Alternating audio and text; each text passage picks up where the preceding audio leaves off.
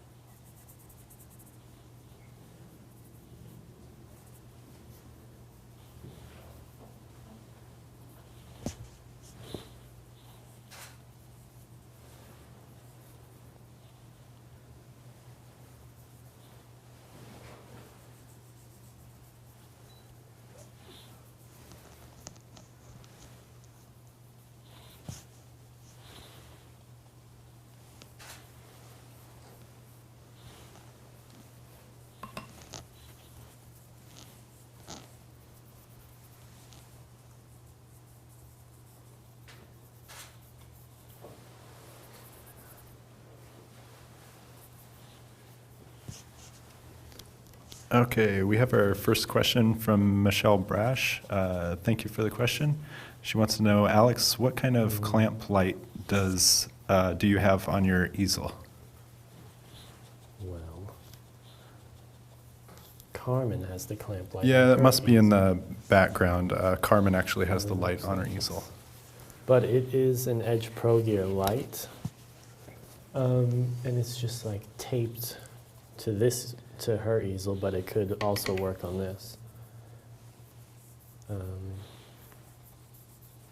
Yeah, and it's actually really good. It's just a little expensive, but it's dimmable, and whenever I want to paint like small studies for dark interiors or anything, I use it. Oh, see, I thought I just got it because I was the newbie, because I'm in the dark corner. That is why you got it, Carmen.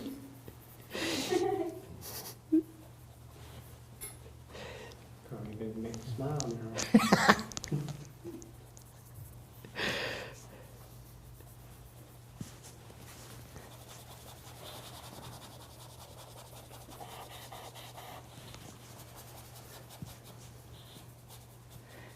So I'm for sure my work is not on this camera.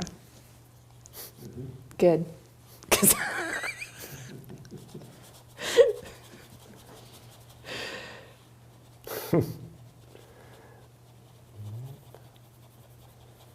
I'm like, okay, I'm brain dead.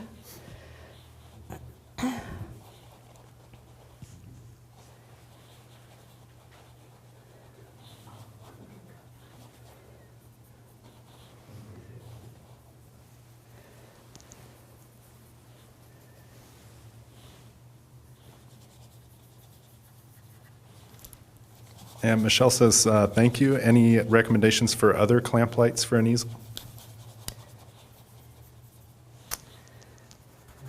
No, it's actually the only one that I've used that really works well, but I haven't used many.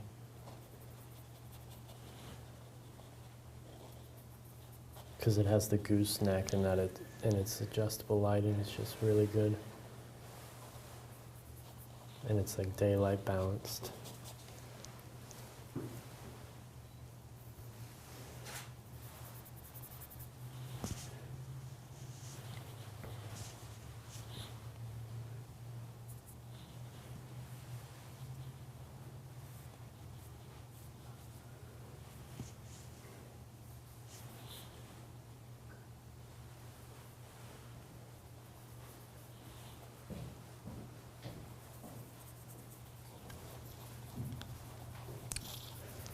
And we have a viewer, Yuga Sanchez. I'm probably killing your name, sorry. It says, hi guys from Brazil.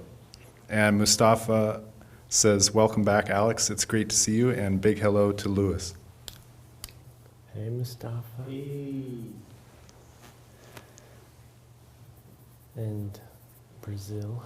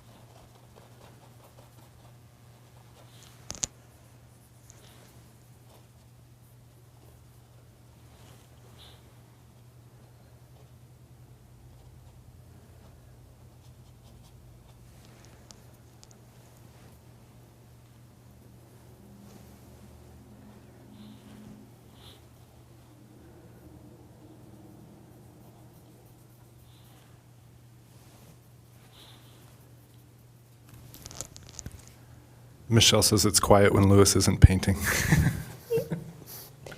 Okay. I had to share that.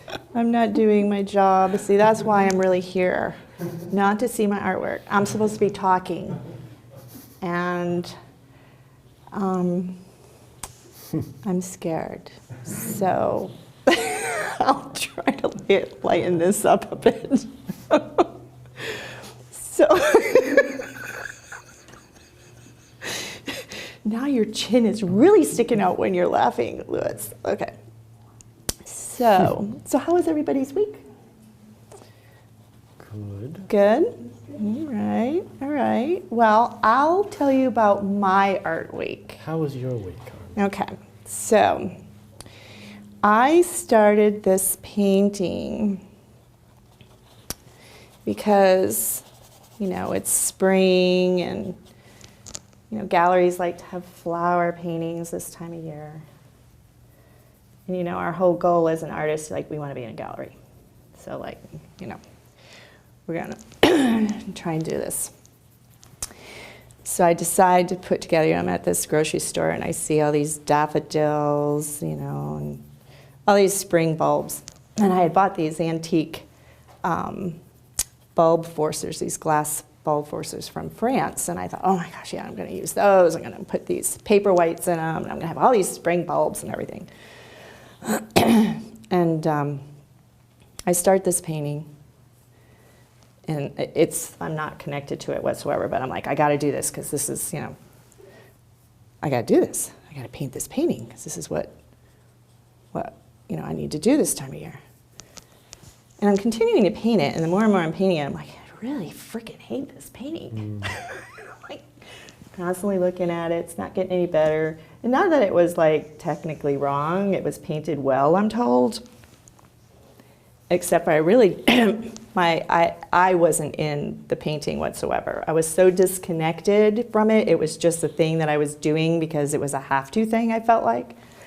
And I had my fiance come in and look at it because I was just like, I really hate this painting. Now my friends all loved it. They're like, oh my gosh, it looks so real.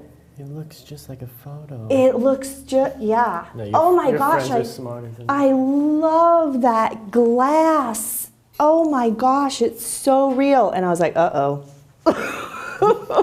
Uh-oh, that's not really what I really was looking for. But I mean, it's good that it looks real, but I was looking for, it's just so atmospheric, or it makes me feel a certain way. it's just got this really sensitivity to it. And my fiance comes in and he looks at it and he goes, yeah, it's painted really well, but it's so vertical. I'm like, what? It's so vertical? And sure enough, he was right. So, and he's not an artist, whatsoever, but he gives me the best critiques. And so I go back and I look at it, and yeah, everything is sticking up. Yeah, it's all sticking up and lining up, and I mean, yeah. But and then I realized I don't really like daffodil paintings. I'm not connected to it. It's not my thing, it's not my love. It's not what I like. And so here I am trying to paint this daffodil painting when I don't freaking like daffodil paintings. Just, But anyways, nothing wrong against daffodil paintings, y'all. I mean, everybody likes different things. I don't want to offend anybody out there. I'll hide the daffodil painting. I mean, I'm sure there's a really good, daffodil painting out there that I might like, but I haven't found one yet. So I was doing, I wasn't being true to myself. I wasn't painting where I was having a, truly connected to whatever the subject matter was that I was working on. So, and I caught myself because I told myself I wasn't going to do that anymore. And I was just going to paint what really inspires me. And I've had a couple of artists that I have studied with recently that was really important to them, that whatever subject matter that they picked or choose, they were really passionate about it and really connected to it. And it seems to speak in that work when you have that passion and connection. It just really comes through in the painting. And I can see that with the works where I forced myself, and then those where I was really, really enjoying what I was doing. So I ended up taking that painting and I flipped the panel over and I primed that side, so there'll be another painting that I've been wanting to do on that panel. How much time did you sink into I wasted 9 days. And for someone my age, 9 days is very important. 9 days feels a little long.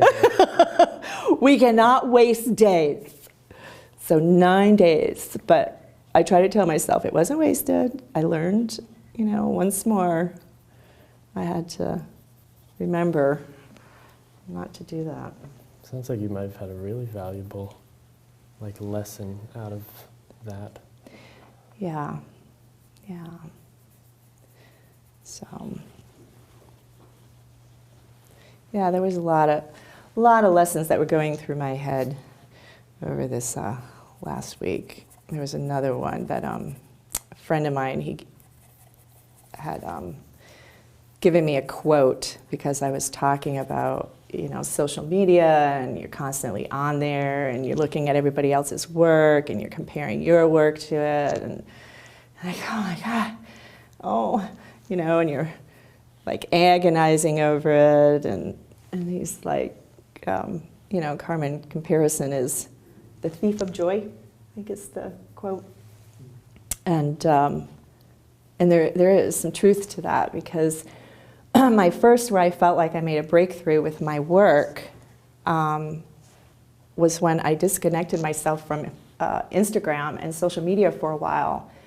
And I just said, I'm gonna paint what is really passionate to me at that moment, and I'm not gonna compare to what I want it to look like. I mean, I have all my lessons and the masters that I love their work, and I've looked at over the time and technique and stuff, but I wasn't gonna agonize myself by looking at all these paintings and saying I have to make it look like that, or look at contemporary work and say, oh my God, I want to paint just like so and so, and I want my paintings to look just like that.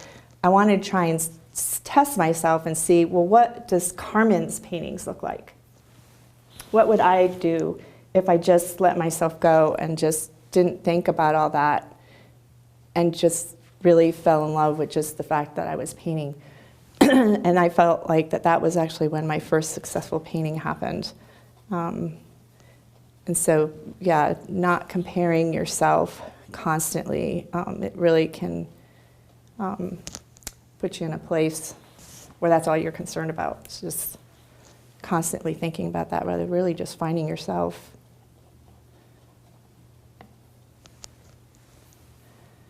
Yeah. I feel like that was when a few years ago, I was just kind of you like you did with the daffodils, you paint stuff and then you look back at it, you're like, why did I paint that? Yeah. It's not even me. There's Yeah, just it's not even something you. Yeah. in you that's I think a painter is supposed to Uh-huh. paint this, or a painter like me. Yeah. And you're like, yeah. Yeah. And then eventually you sort of, ask yourself, what do I like? Yeah. And it's I such love, a weird thing. yeah, it is. And I love flower paintings. I love Katie Whibble's paintings. I love Michael Klein's, flower paintings. Love, love, love them. Kathleen Speranza, I own all these artists' works because I admire them and they're my little mentors in my studio. But, and there was one time, in my life where I wanted to paint just like them.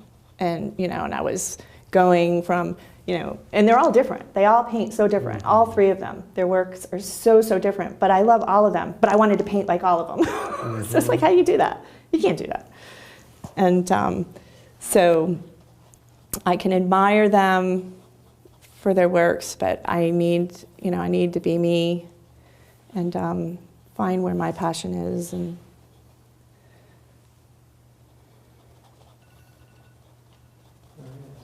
oh, first torture period is over? Okay, thank you. Did great, Carmen. Are we off mic? Nope. Oh no, we never go off mic. You can switch it on mute during the breaks. So you just switch it on. There's a little switch on it. A little mute thing so people can't hear me cuss and all that kind of stuff. So, Well, the camera's probably picking up. My big Right, mouth, they 5 probably minute break. still hear me. Where I just stopped, it makes you look like you have a toucan beak kind of happening. You on mute or you not on mute? I haven't touched it. Mine is so it on should still, be too. on. Okay, cool. Okay.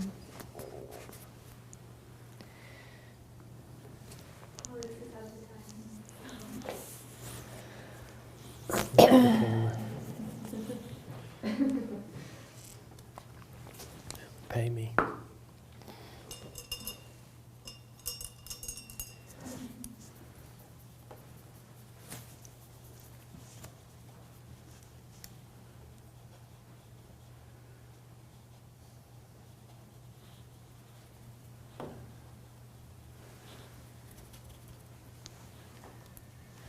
So, what's everyone's painting goals for the year?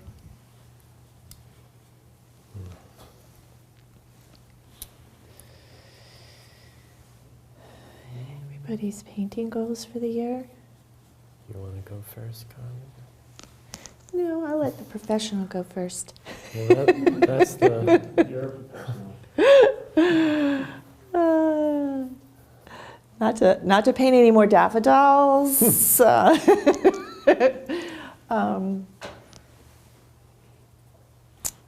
Yeah. I guess just to be able to, continue to advance in my work. Try new things. Get portraiture underneath my belt, maybe. Play around with that a little bit.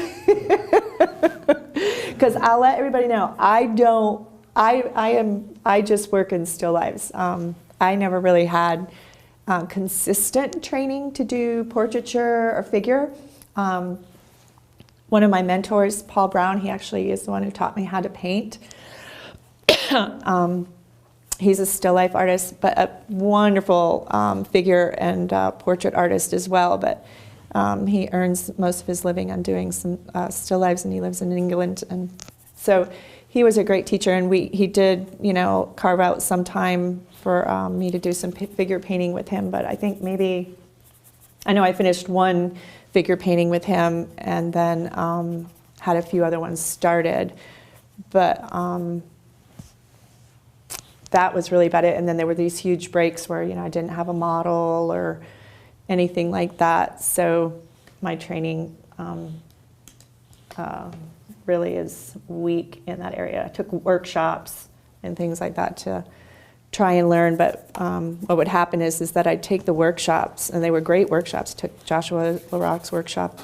Colleen Berry had several workshops with her for figure and portrait. But what would happen is after the workshop, I just wouldn't continue with it because I, again, wouldn't be able to get a model, or, I couldn't afford it. Or I felt like I just needed to learn how to actually paint more. And so still life was a good way for me to learn that and to experiment. So now that I feel like I'm strong with that, I might have to afford some time to maybe explore painting the figure or the portrait. And then I'm fortunate to have Lisa and Brett in town, and so we've actually started setting up working with the model on Mondays. And so it's nice to have other talented artists around to help with the expense, and also get critiques and advice. So work a little bit on that. How about y'all? Yeah, I really wanted to come make it out to the little painting session you I guys had. know, we missed you. Which then leads into what, like, my main goals is. I didn't go to the thing because I was kind of a bit behind on a painting that I have a deadline for. Yeah. So a lot of the goals is just making sure to get all the paintings done on time. Mm-hmm. Because there's just a certain amount of shows that I'm in and then all this. So I hope to get the paintings I need to get done in a good amount of time so then I have free time to Yeah. do more like plein air and study what I want to study. Yeah. And so I guess time management would be a good goal.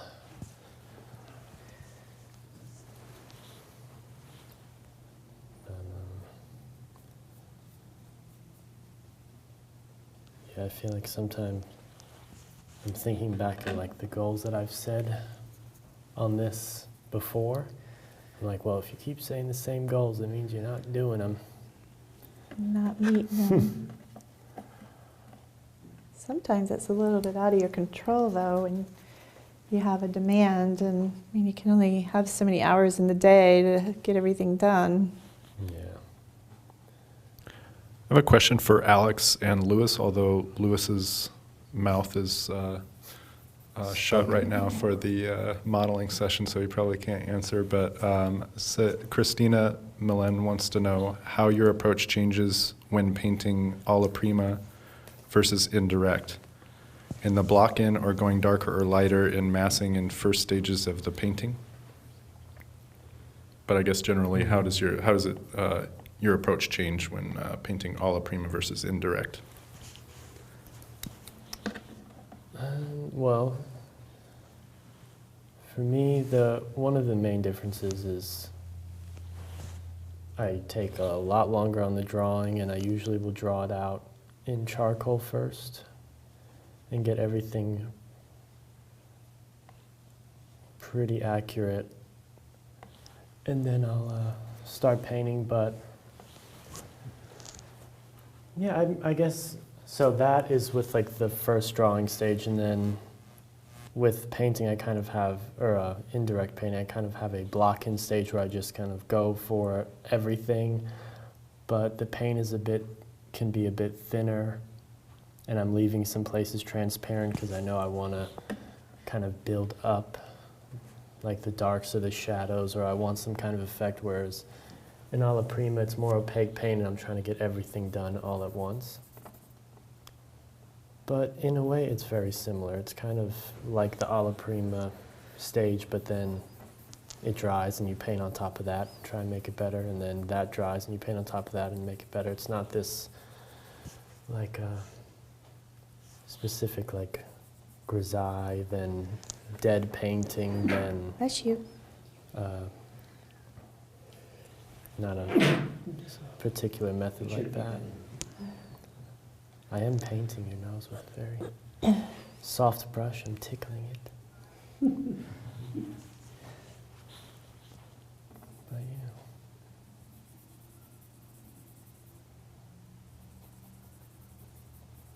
And seeing Lewis paint, I think it's similar, but he can't tell you.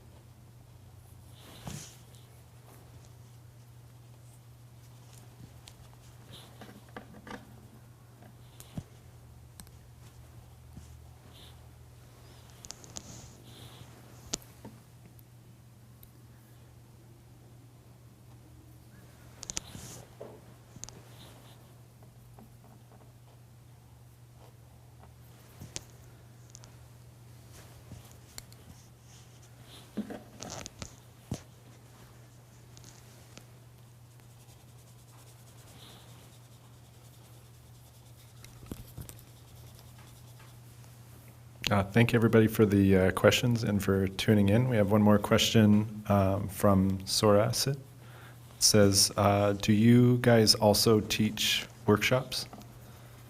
Sorry for butchering your name there. Alex? So this year's kind of like I've taught some like workshops and classes before, but it's the workshops that I taught were so long ago, and I don't really count them.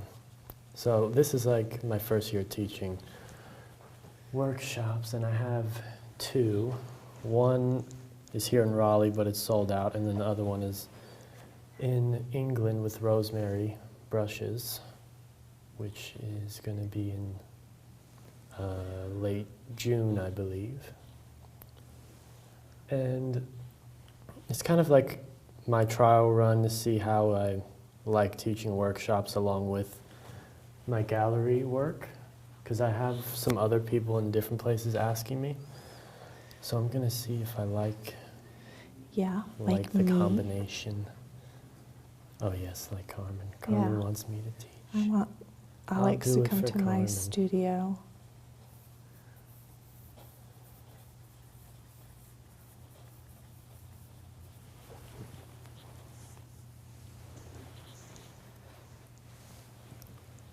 Yeah, whenever we make that happen, that's going to be fun. That would be fun. And Lewis, I know you teach some workshops. Do you have any coming up here? Got one in Scottsdale, I think 4th through the 6th in Scottsdale Art School. So it's on finding poetry and commissioned portrait. I don't know if they heard me because I'm not on mic. So.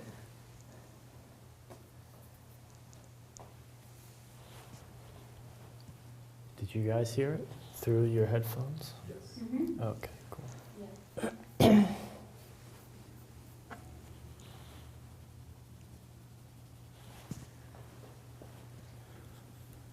Alex, are you using the kneaded eraser to correct your underpainting? Yeah, I'm actually using it to correct my drawing and like take paint off of the canvas. The like raw umber wash that I have isn't completely dry, so it's kind of leaving these white marks that I don't like, but hopefully I can cover it up.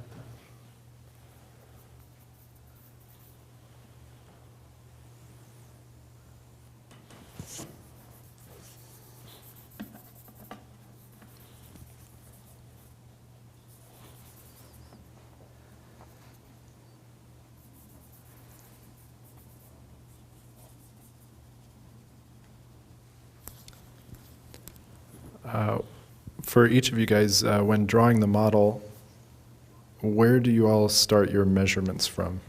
This is from Joseph Richardson. Thank you for the question. Carmi?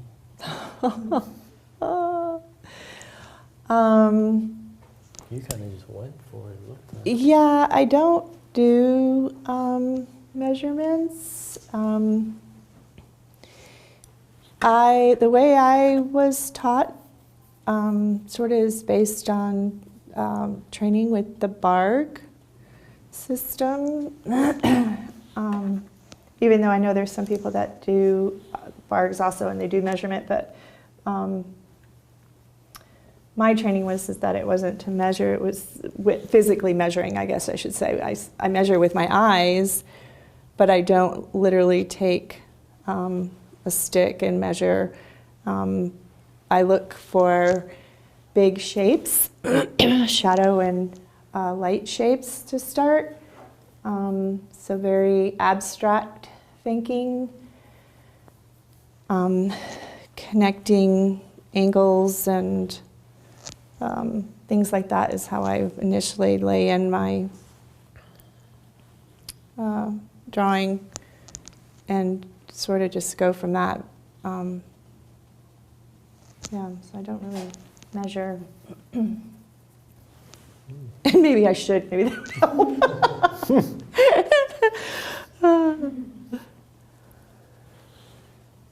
Yeah, oh, do you? I was just going to say that I'm the same way. I like to squint and look at light and dark patterns and, large angles that run through and where they intersect. And it's that process of figuring it out that way that I like most about drawing. So measuring kind of takes that away from me. It's really sort of an amazing method that, because Lisa and Brett both came from the same schooling or teaching as I did. And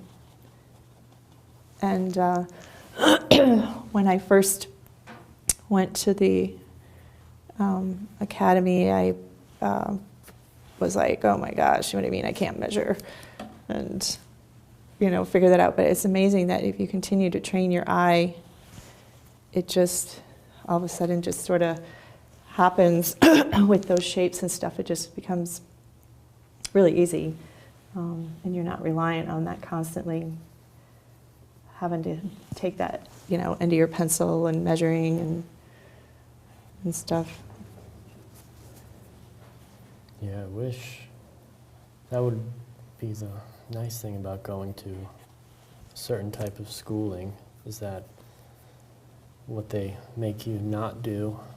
Yeah. Because that's how I'd inevitably just love to be able to draw, not lift my pencil and just go for it, but I just never let myself try because no one's forcing me to do it. Mm-hmm. So I always take my initial measurements, which is first I just place the top and bottom of the head, and then I find where the halfway mark is between that and how that correlates with the tear duct line, and then I'll kind of grow out from there and then measure where the bottom of the nose is, and then kind of measure where the edge of the bottom lip goes, and then that's pretty much as far as I go with measuring. But maybe one of these sessions I should challenge myself to just do it without measuring.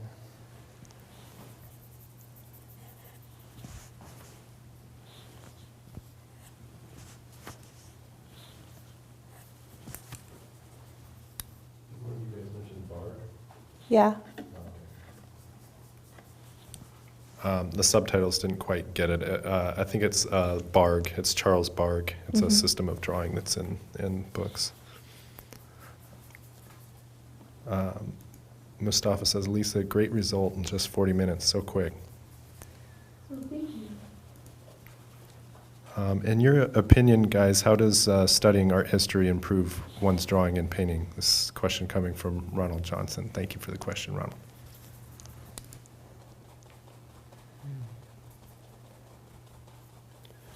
One moment, Ronald, I'm measuring like a loser. That's over here. not. Uh-uh.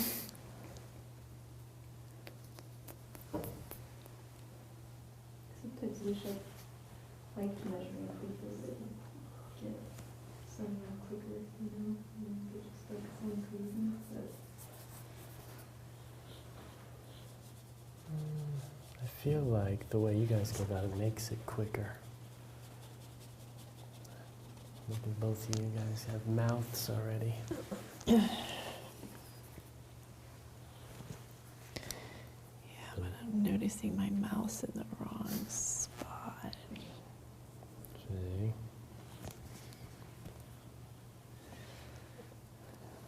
Do you have any thoughts on the art history question? What was the question again? Yeah, it's how does studying art history improve one's drawing and painting? I guess put another way, how does art history inform your guys' drawing and painting? I think looking at old masters and art from, it seemed like they really knew what they were doing, and I feel like it really elevated my taste, and then that went along with my eye too. So I think it was very helpful for me in that way. Yeah, what Lisa said. Yeah, it's very much visually, like it definitely developed, but not much about the actual history. I think it brought to me, because Jeffrey would do these really, really wonderful lectures on art history, and it was just inspiring. Yeah. It really was inspiring. Sometimes if I just didn't know, like my direction or, was sort of on a stalemate, a really nice art history lecture could all of a sudden really just open up another thought pattern or inspiration.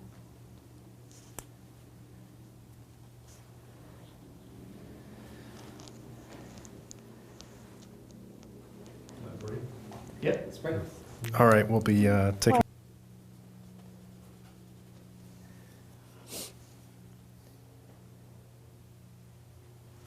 Louis, while we're just getting started here, it's, somebody wants to know, how does modeling inform your work as a painter, or does it?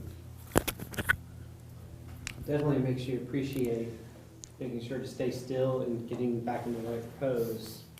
Because as a painter, you find that it's so helpful to have a good model. So in that sense, it's very helpful.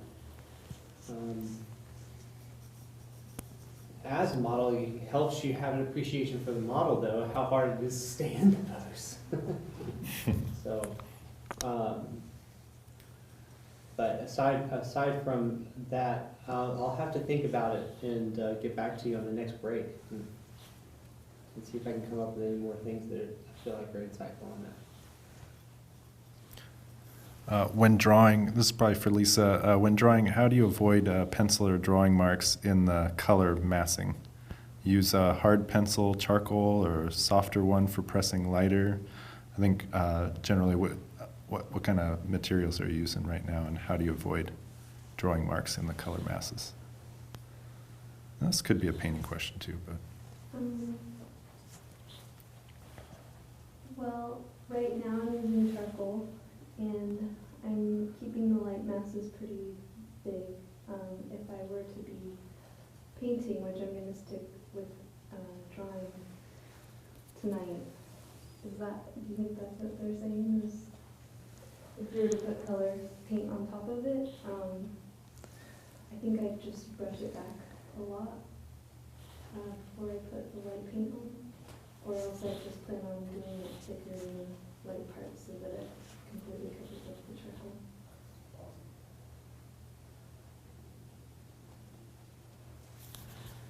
Mustafa would like to know, do you all think that site size is beneficial or not necessary and too limiting, even if many academies use it right now? Basically, Mustafa, you're trying to get us to talk shit.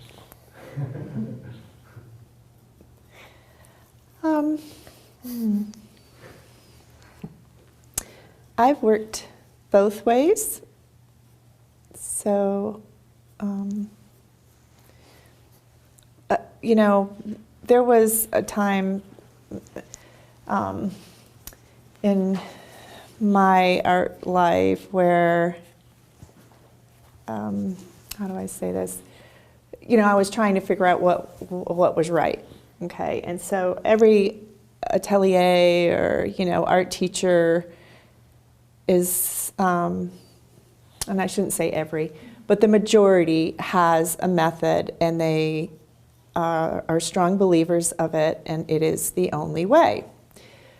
But we are all different people, and we all think differently and approach differently. So I think whatever method works for you and you are able to understand that, I think that's the right method. So if it's site size and you're producing really nice work with that, you're comfortable with that, then that's good. If you rather not work site size, and your teachers told you a different method, then that's good too. I mean, we all are trying to end up in the same place, but we all might take different paths. So I don't believe that there's just one way that's absolutely the only way or the correct way. I think it's really just really what is best understanding or best fit for you.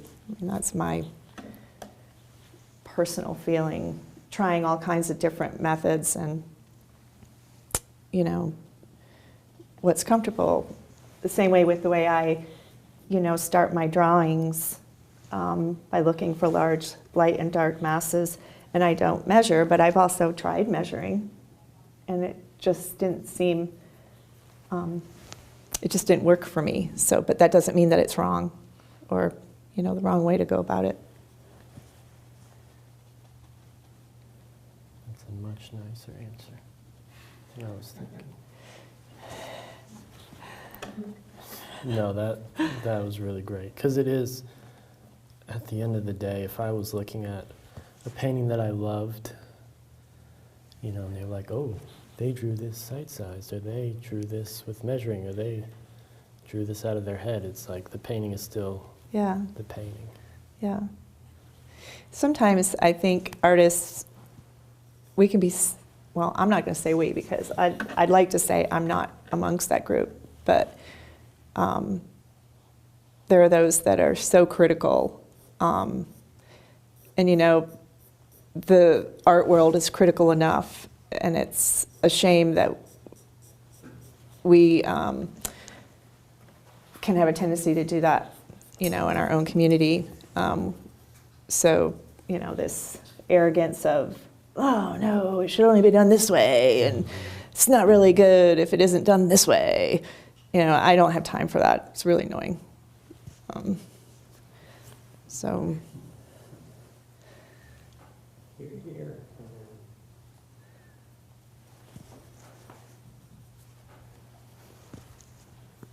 But who am I? Yeah,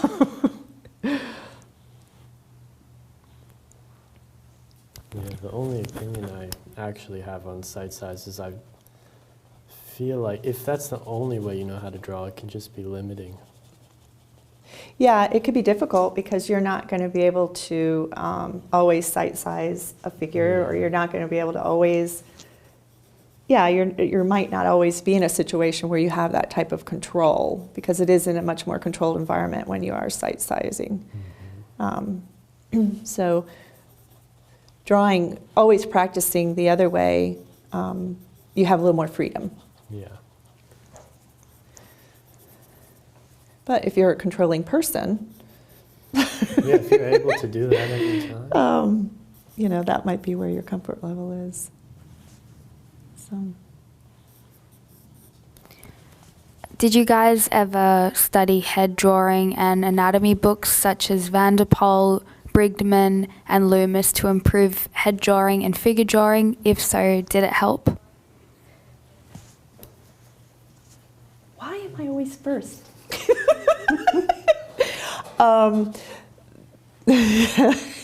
So I'm not sure if it's helped me.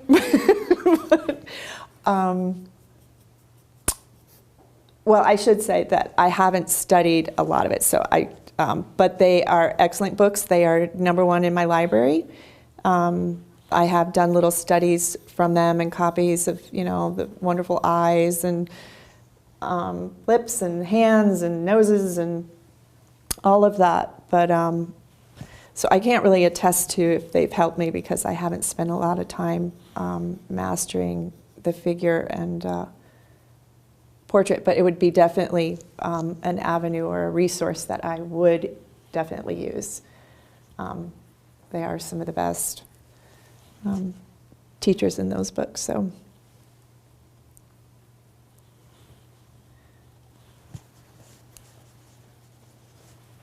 Yeah,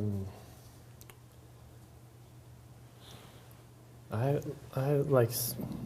done just over the whole course of my painting, like career or whatever, I've studied a decent amount, but not all at one time. It's kind of like however it helps the current project I'm working on.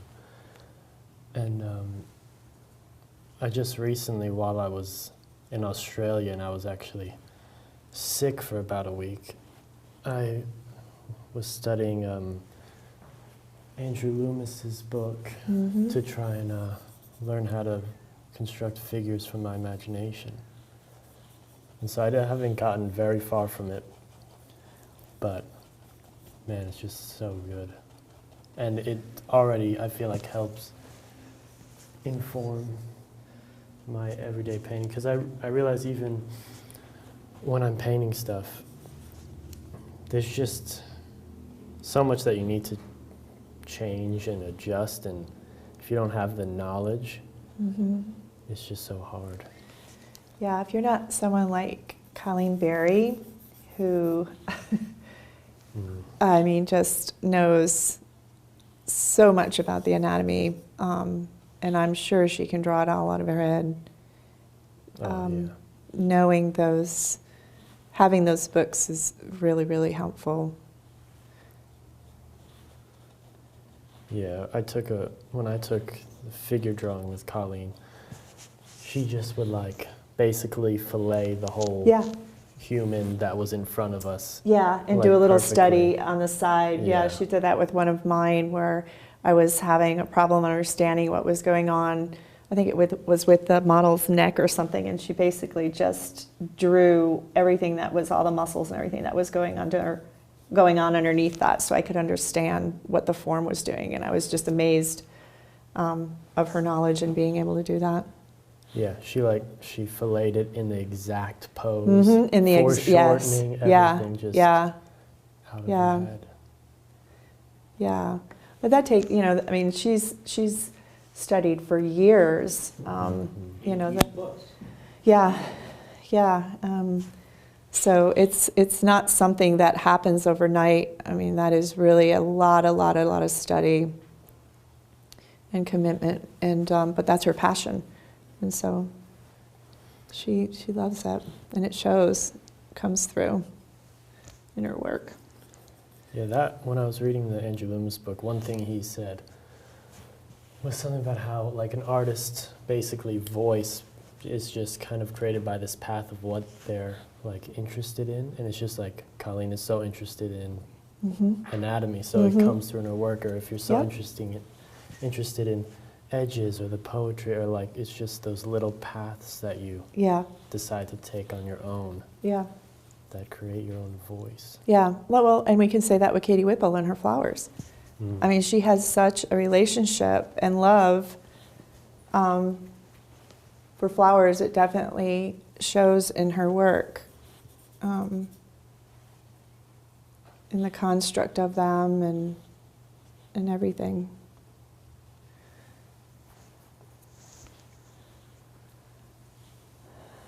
I found it really helpful to, I did some copies of old master drawings, like Raphael, and you put a tracing paper over either the copy drawing that you did or like just a printout of their drawings. It's helpful to then look at those anatomy books and kind of do an anatomy study overlay.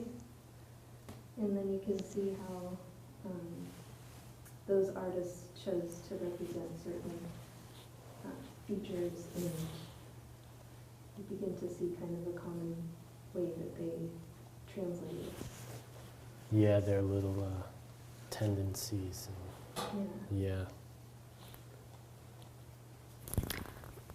Another question, do you guys think you can overpaint, and when do you know when to stop?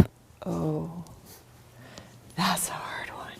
I feel like you can definitely overpaint. Yeah, that's a hard one. I think for me personally, that's something that I'm always struggling with, like, when is my painting finished? And always struggling because I have a tendency to want to paint tight, and I don't want to. I want it to be a little bit more expressive in my paintings. Not that there's anything wrong with painting tight. I love, Dutch paintings and paintings of that sort, but I don't want my work to go there. So I'm always working on trying not to get that really tight, and then knowing when I'm finished, I'm not sure. So a lot of times what I'll do is I'll just set the painting aside for a while, be it a month or so, and then come back and look at it and see if it really needed to go any further or anything like that. So that's sort of what I can use to sort of gauge if it's done or not. But I'm always self-aware that I have that tendency that I could go that way. So it's just something that's always in the back of my head.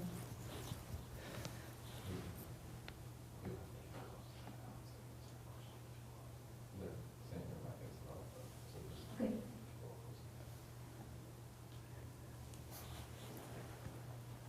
Yeah, I feel the same way about, it always tends to go, you always tend to overpaint a little bit more than you wanted to.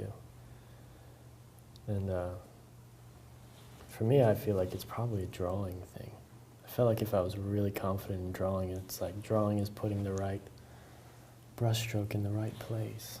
But I try to remind myself that even if a painting looks overworked, that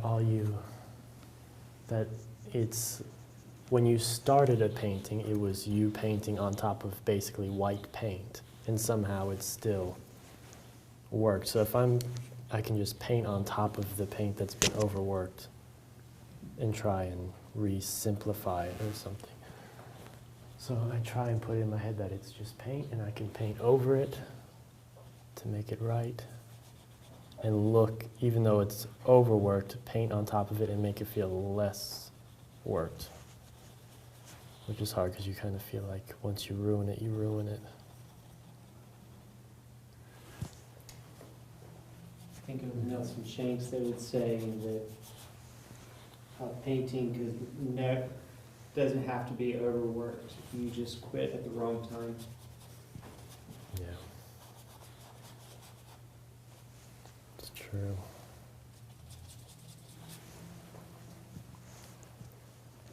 Looks like I'm painting a portrait of Elon Musk.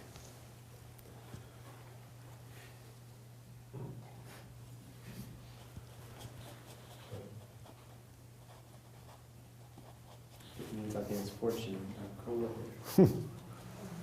It might mean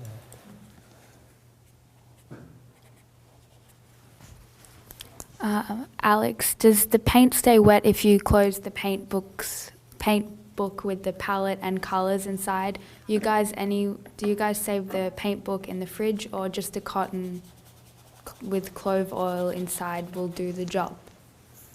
Well, I've heard that clove oil does really well. That's what Jeff Hine uses. But if you just close it, I think it'll just dry at the same rate. But with this, the palette actually comes off. So I put mine in the freezer every night, and the paint stays wet. But yeah, I don't think closing it would help, unless there was clove oil in there.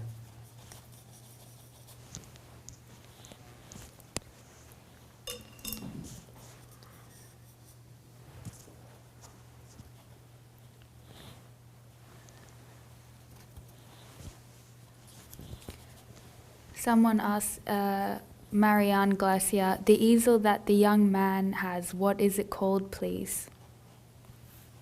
It is called an Edge Pro Gear. What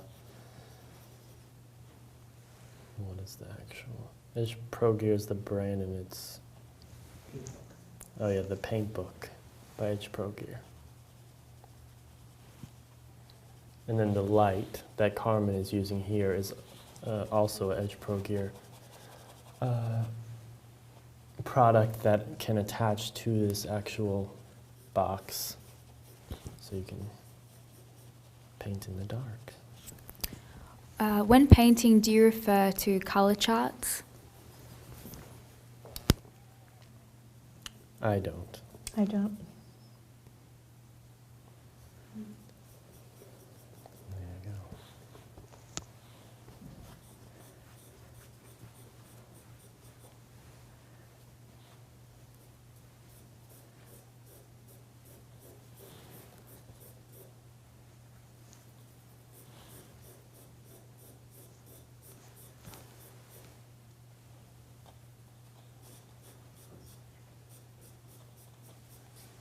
So Quinn asks, what do you look for when you're drawing?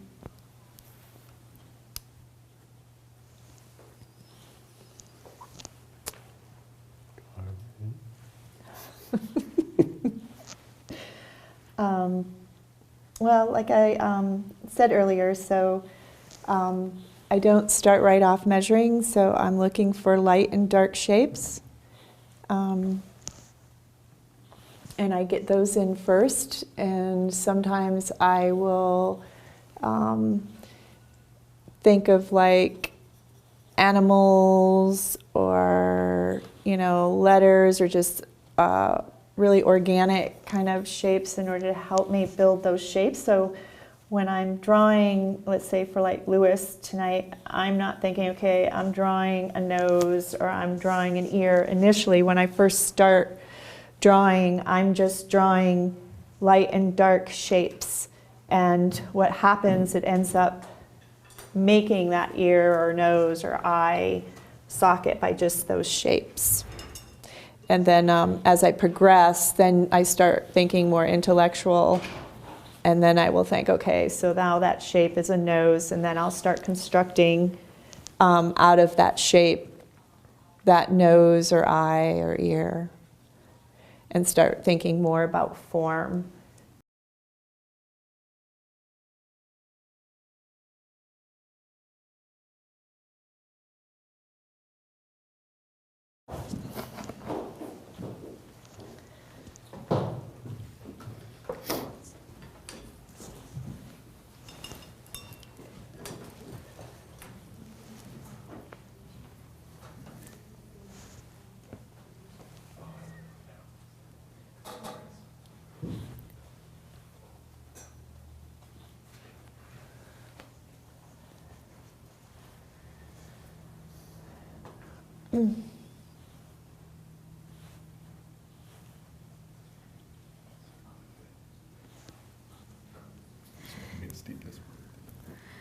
Can each of you speak how you balance the technical with the emotional? How do you achieve that magic or emotion in your work rather than just a piece that shows your technical mastery?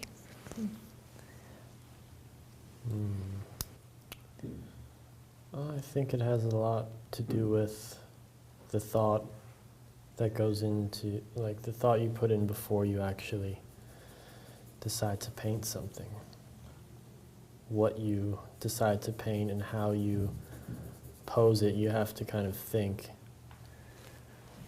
no matter how this is painted, when you're looking at what you're thinking of painting, imagine it as a painting and ask yourself, is that something I would feel moved by, or I'd want to hang up on my wall or save that picture or whatever.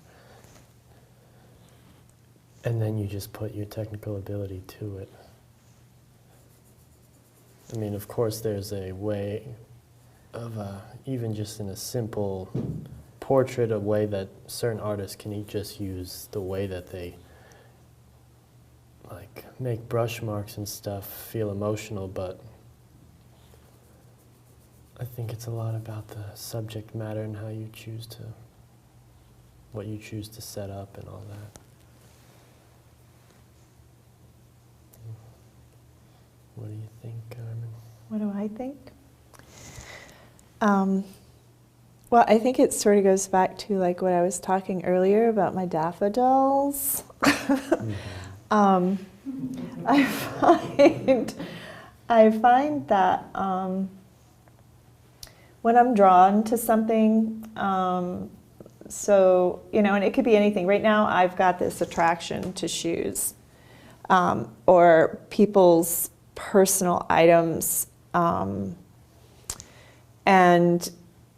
when I am working with it, so, it being a still life or whatever, and I'm painting those shoes, they're not just shoes to me. When I'm painting them, or what attracted me to them, is because I think about the living soul that wore them. I wonder what that person was like you know, where is that person today? What did that person grow up to be? You know, be it, you know, if it was adult shoes or a little child's shoes, you know, I imagine what they were doing in them, or, you know, just where did those shoes travel? What, you know, what kind of life did they lead with this person? You know, was it their favorite pair of shoes? And I think because those feelings I have, and of course, you know, there's all the technical stuff with it, but if we're talking about developing an emotion with it, I think sometimes, or this is what I believe anyways, is that emotion sort of automatically comes with the connection that you have with your subject matter, and what you're trying to say with it. And so for me, again, like with the shoes, I'm trying to show the sensitivity of, you know, who those shoes belong to. It's sort of like the same way, you know, like I went to the Holocaust Museum, and this was before I started, this was after I had started my sort of shoe paintings, and I came to the part where it was the exhibit of all the shoes of the people that were killed in the concentration camps. And I thought to myself, wow, I mean, right there's an exhibit, and it was extremely emotional when you saw all those individual shoes, because you weren't thinking, oh, it's just shoes, or every single one of those shoes that I looked at was the same. No, every single pair of shoes, I got a different sense of a different human being, be it the way that they looked, or the way that they were worn, or the size of them. So there was this really emotional feeling, and everybody who goes through that museum gets that emotional feeling with those shoes. And it's because it's they're sort of a personal thing. If you really think about shoes, you know, some girls, you know, they have lots and lots of shoes, but you know, your wedding shoes are special. You know, I remember my dad's work boots, and seeing them at the end of the day as a child, it somewhat brought comfort for some reason, because they were my dad's work boots. So I think it's with that. It's just what you're emotionally connected to when you're working. I think it will just sort of come through with that. Was I really long-winded? No, it's great. That's really good.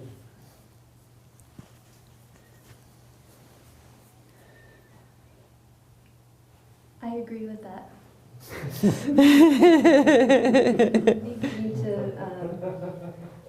need to be into what you're drawing or painting, and it'll just come through.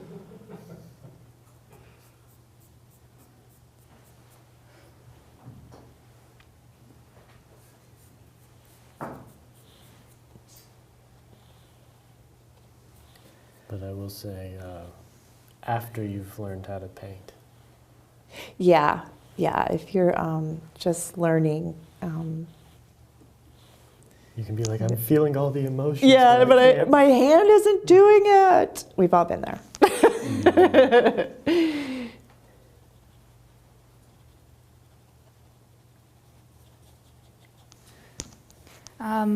Alex, what is the most important during the painting process? How do you achieve good depth?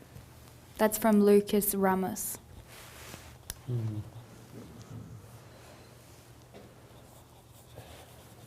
most important.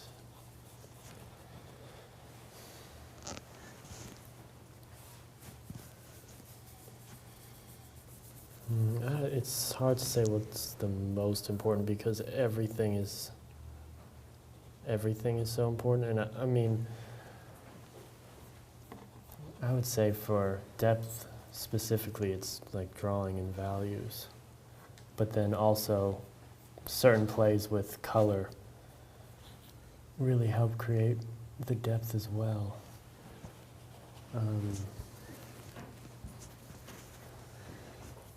Oh man, yeah. Every time I think of each individual thing, I think about how important it is. So like something that's within the past like 2 years that's become very important to me is rendering the form, like turning the form from light to dark and just trying to really create a three-dimensional effect, thinking about where the light source is and all that. And then it's like, well, your drawing has to be right or else that doesn't work. And it's not convincing, and then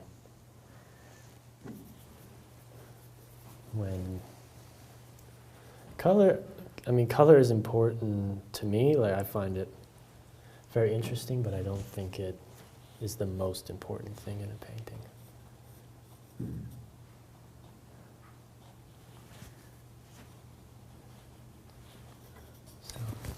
Paul Barker says, great answers about emotion. Now can you speak about how to not go overboard with shameless emotional manipulation? Thanks. Wow. So, can you translate that? Shameless emotion. Yeah, I'm not sure what that means. Can he give an example? I'm thinking they mean like making a painting look too sentimental or maybe a little bit too cheesy with the narrative. Oh, so you looked at my work, did you?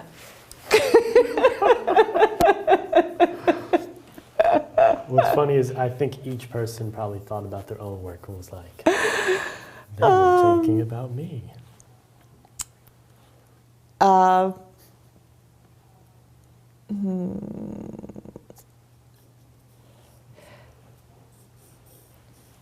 I would think that's personal taste getting involved in there on what one might think is cheesy or quiche or however you say that.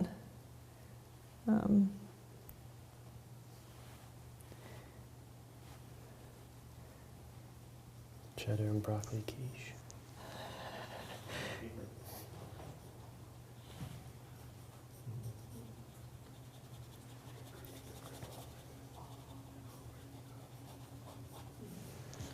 But yeah, it is a very hard one because I think I try to think as objective as possible, whatever that means in my head. I think so. I try and just think objectively, is this coming off as too sentimental or too like it looks like it's trying too hard and all this, and that I think also comes down to you just have to be real honest with yourself when you're looking at what you're thinking about painting, because at least I used to do this. I would think, well, you know, there's some things that don't feel right, but you know, when I paint it, that will be fixed. Like once it's in paint, it'll be different. But it just has to really speak to you and feel not contrived and all that before you even put paintbrush or pencil to canvas.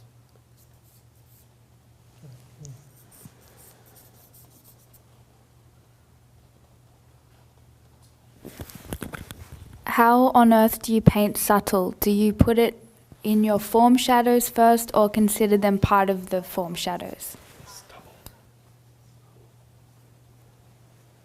Stubble. Sorry, I did read that wrong. How on earth do you paint stubble, not subtle? Yeah, it's actually. Well, I'll tell you when I get there. I would say just squint at it and think about what color it's like showing you, not so much thinking about it as stubble. Or else you might start making little dots or something. Well, talking about that, have you seen that artist? I noticed on Instagram the other day, you want to talk about painting stubble and stuff. This artist was painting the pores of the skin of these figure and portrait paintings he was doing. I mean, literally the pores. Yeah, I've seen stuff like that. Crazy detail. Crazy detail. So right there, you know, you've got one extreme to another. I mean, someone might say, you know, well, you know, what kind of art is that where he's you know, using this photographic reference, because obviously he is not working from a live model and painting pores, you know, in these, you know, life-size paintings. He could have a magnifying glass. Yeah, you'd have to have a really big wallet, because that's going to cost a lot of money to get that painting done. But you know, everybody has different tastes and different techniques, and so, you know, it's just what the market is, or, you know, who likes to buy those paintings, and that's his love, that's his passion. He just falls in love with doing that kind of work. I could never do that. That's a little bit too detailed for me. Not in my nature. Yeah.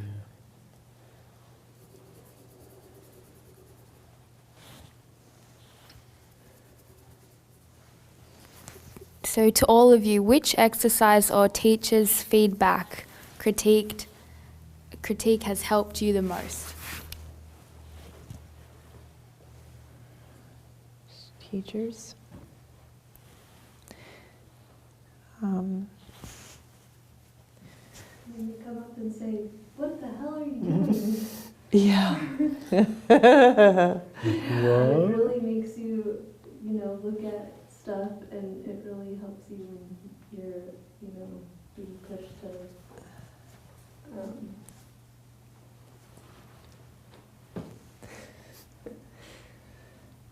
like that. I think that's been helpful. They're the critiques you don't necessarily want to hear. That's how I should say it. Yeah.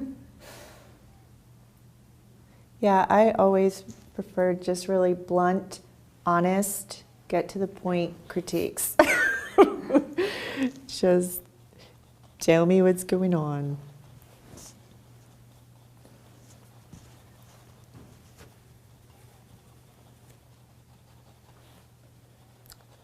I think if I can think of a specific critique.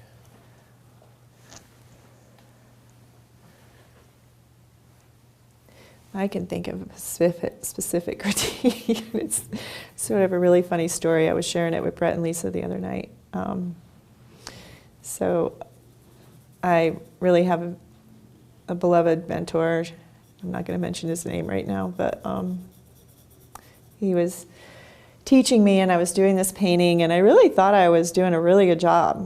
I was feeling pretty proud of myself, and thought I was, you know, hitting all the things I needed to hit or whatever. And he had made a comment about me posting my work on social media before it was done, and I sort of got a little angry at him about it. And next thing I know, it led to him basically yelling at me that he was going to call me like the hard edge woman, my edges. I'm going to call you the woman of hard edges. And I was just like, what? And that really broke me, hard edges. So now I'm like super, super sensitive to it. Every time I do a painting, I am like knowing that I have the ability, because I want to over render. I am always watching now my hard edges. So I think that critique probably has been the most helpful critique that I've had in my teaching. Yeah, that's great.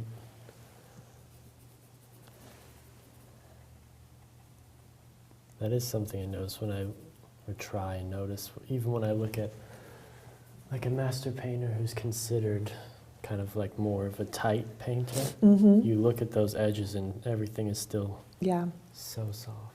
Yeah, that's one thing. And as you know, as I think as artists, we're so intrigued with details, and oh wow, look at that, or and you want to get that all captured, and and as you're moving along, painting whatever you're painting, you're like, oh, I gotta paint that, and when you start focusing in one area, it's natural for your eye to really focus in, because that's what you're looking at, and so you think by what you see, you're supposed to be, copying, or however you want to say, draw what you're seeing.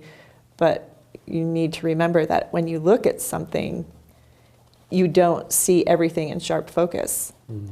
So you need to remember at all times that there's got to be soft edges, and and you need to decide where that is, where it's not going to be, the real focus. And that also creates a lot of really nice atmosphere, and that's how you get that atmospheric look, and you create air around what you're working on. So those edges are really, really important to pay attention to.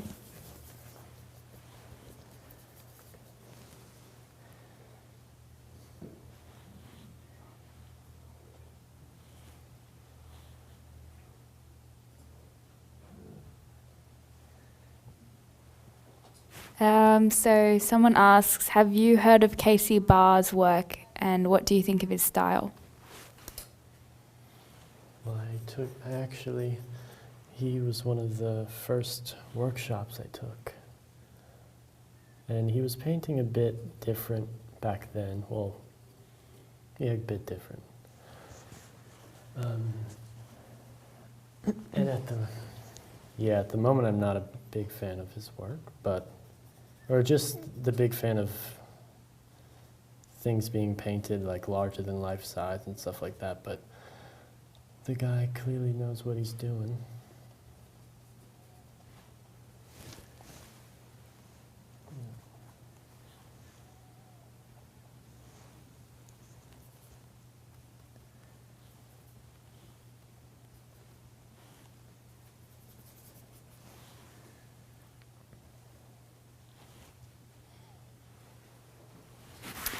Lisa, this is a question for you.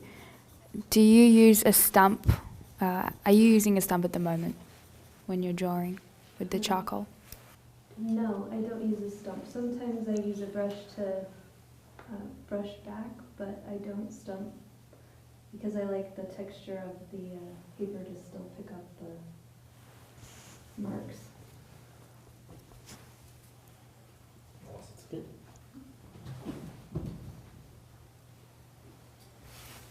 Okay, that brings us to the end of this 20 minutes. So we're going to take a 5-minute break. We'll be right back with you. I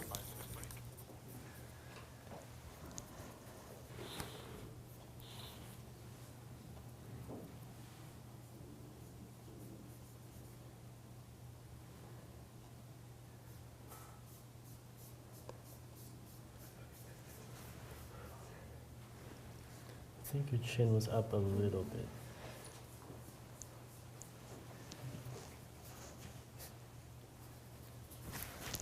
He's calibrated. Mitchell Scott asked, does anyone have any thoughts on the pros and cons of using stretched canvas versus panels?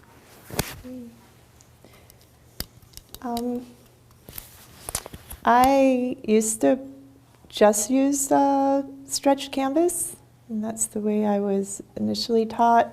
Probably because panels didn't exist when caveman time. But so I like working on canvas. There's something nice about the bounce, the softness of your brush on a stretched canvas. But I also like working on canvas on panel. I think is really nice, and I'm trying to get used to the gesso prepared panels, and I'm not quite sure I'm convinced that I like them, but they're sort of easy and handy to do. But I'm having a feeling that I'm probably going to go back to either a canvas panel or start stretching them again. Personal preferences, I think. Yeah, panels are very easy, handy, and I guess they're more archival. So it's such an easy go-to, but like you said, the feeling of linen is just a lot. The linen is so nice. And the other thing that's really good about panels is if you're shipping paintings and all of that kind of thing, you don't have to worry about your canvas being dented or anything like that. So there's a little bit more stability with maybe panels,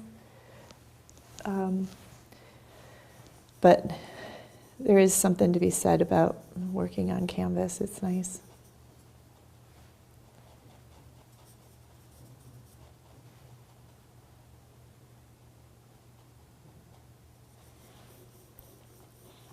think soon you'll be seeing some of my paintings on linen more often. Yeah.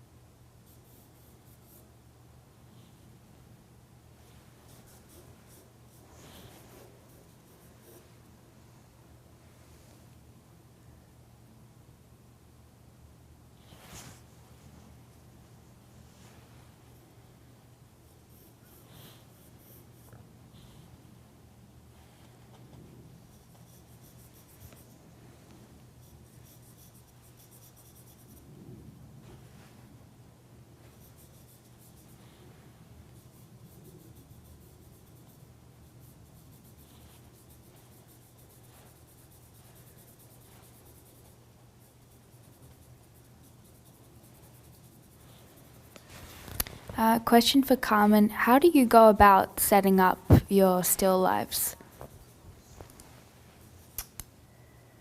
Why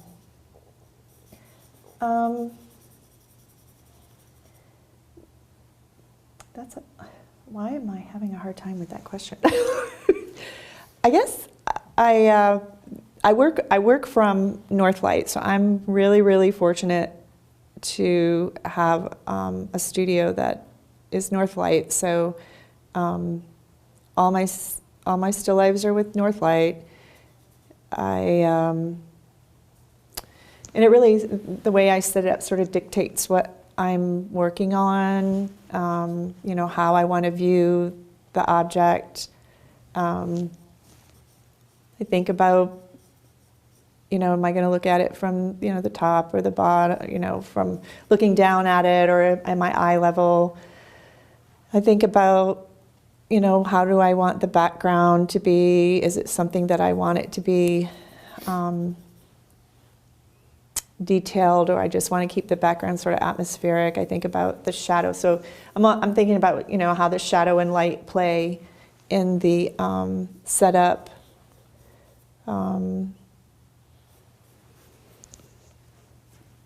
Yeah, and just aesthetically how it's pleasing to me when I look at it.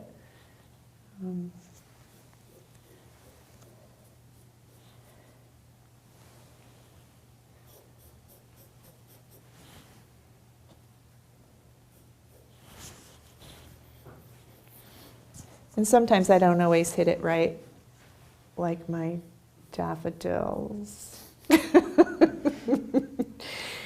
Where they were all vertical.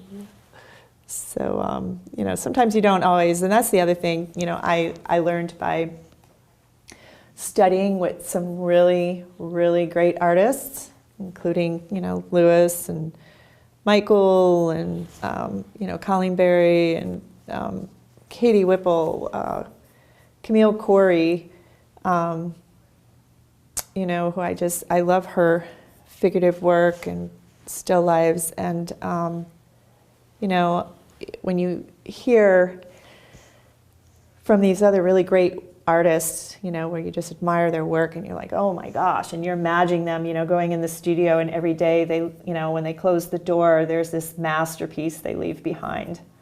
And, you know, and you're painting along and, you know, you're throwing your canvases in the corner, you know, every time you try to paint something. But in reality, you know, even the great artists have days where, you know, they just don't hit it, you know, be it for whatever reason, you know, the setup just didn't work or it just didn't work. So, you know, if you have those days where it's just not going right or whatever, it happens to the best, and it truly, really does. It really does happen to the best as well.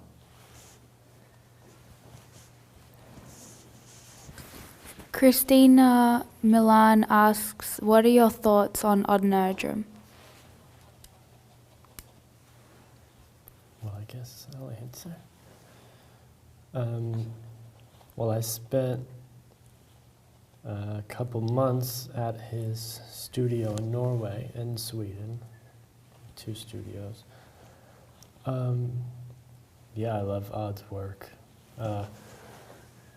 And I went to go spend time with him because I felt like there was something about his work that was just his compositions and these multi-figure compositions, large scale and interacting with each other, and the poetry of it and the technical ability that I just feel like is somewhat lost, and that I only see in old master paintings. So in that way I think his work is amazing, but of course you can definitely say that his subject matter can be, that's down to your personal taste. Some people just do not like it because it can be grittier and, yeah, just not everyone's cup of tea when it comes to subject matter. But yeah. And he was a really nice guy.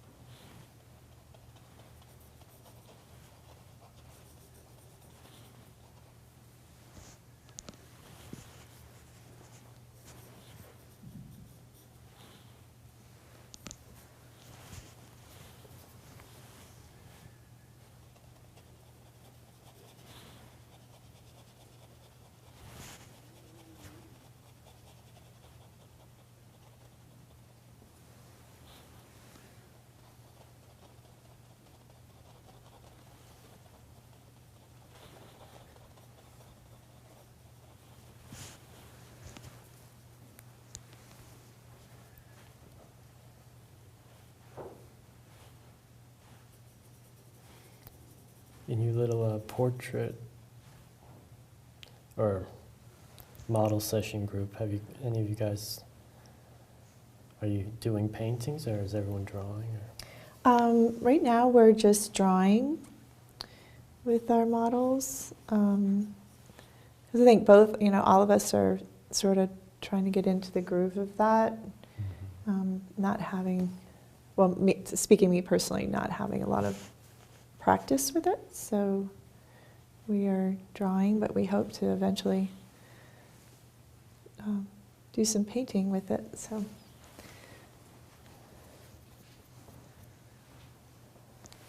How was the last model? She was really, really good. She's never modeled before, but she really held a pose really nicely. Got right back into it. And she had a really nice personality too, so it was pleasant working with her. Mm-hmm. We thought maybe she'd be here tonight, so Lewis wouldn't have to, so he could paint, but she was getting her tonsils out. So she got her tonsils out yesterday. So she's like, I don't know if I'd be up to it. I'm like, no, you wouldn't. You can say no. You can say no, but she hopes to one day be invited, so you might see her up there.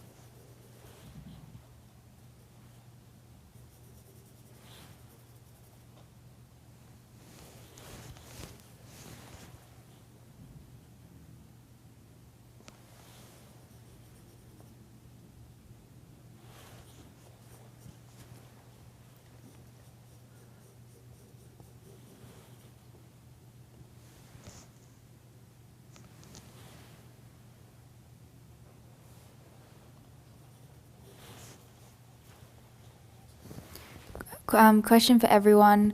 When you're painting all day, what do you do to sort of keep focused?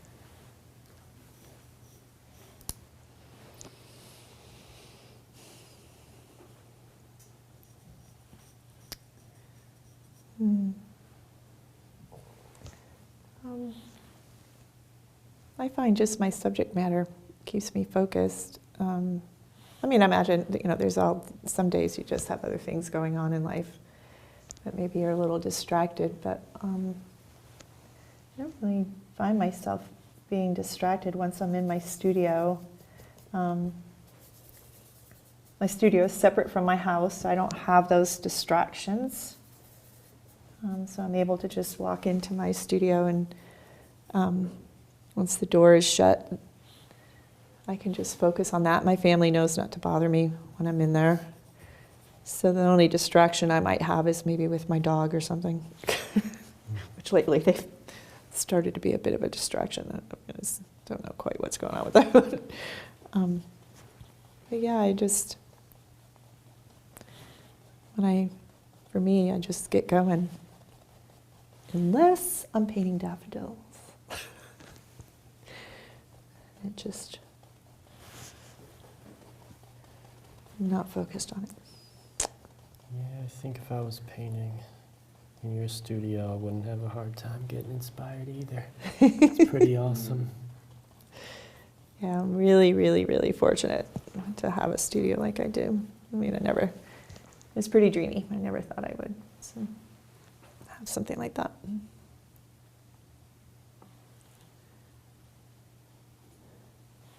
So I guess maybe to answer that question even further is, to make your studio space comfortable no matter where it's at.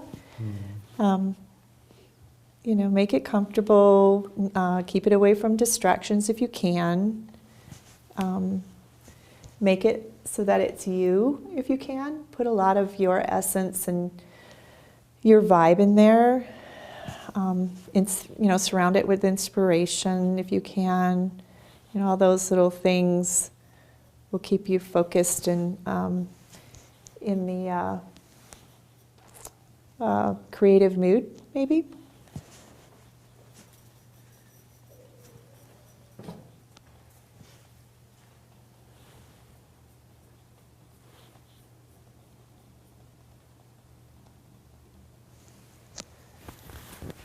Question for Alex from Jacob. Do you ever get paint in your beard, or is that just me?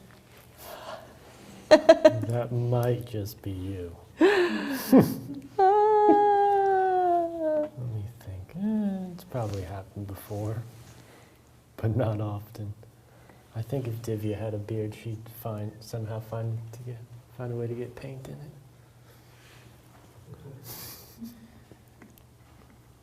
Pretty sure that beard is just paint.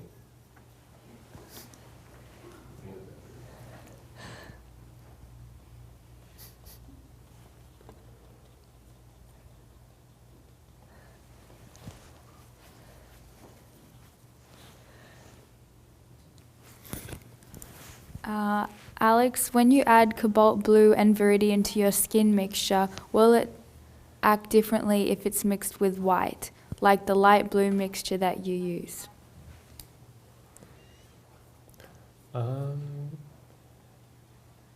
It will definitely react differently if you add white to it, and that's just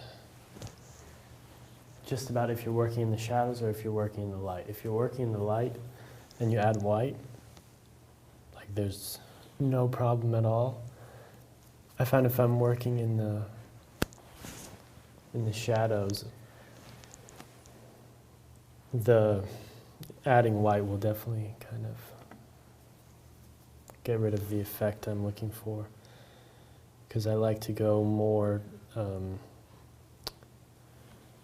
transparent with my colors the darker I go, and also like less white in the dark. But I know I used to pre-mix and sometimes I still do, a light blue which has white in it, and so I would just think before I grab it, if I'm working in the lights it's fine, if I'm working in the shadows I'd go for cobalt blue or the ultramarine. And Viridian is just all over the place. Every time I use it, I'm like, I think other artists somehow use it so well in flesh tones, and every time I use it, it looks tacky, but then I'll try and use it a little bit, and so that one takes a little bit of messing around with, but I don't use it much in my shadows.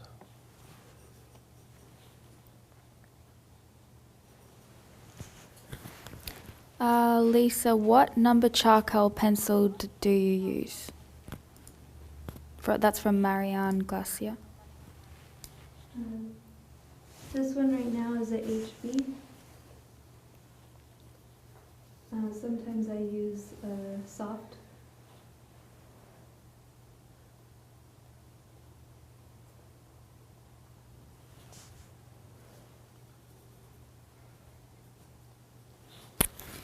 Alex, at what point do you start adding mediums? At which kind do you use in your longer process paintings? I pretty much use medium. Well, if I'm toning the canvas or if I'm just kind of filling in the shadows with raw umber or something, I'll just use terp. But once I'm starting to use color, I usually use medium from the beginning. I'll just try and be careful about what medium I use in certain places to make sure it just doesn't stay wet forever if I know I want to paint on it the next day or whatever.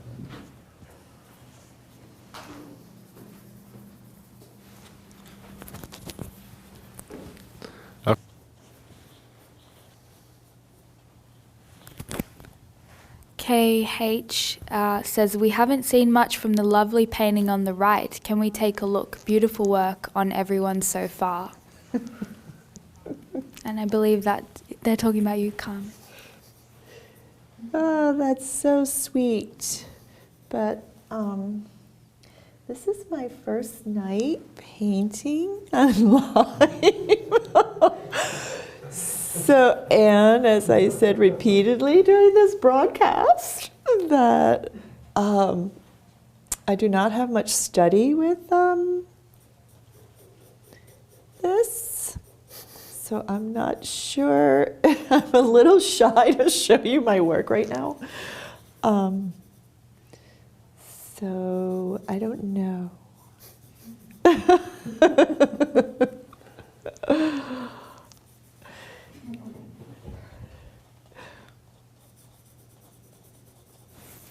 Christina Millen says, Lisa's drawing is looking amazing. Thank you, Christina.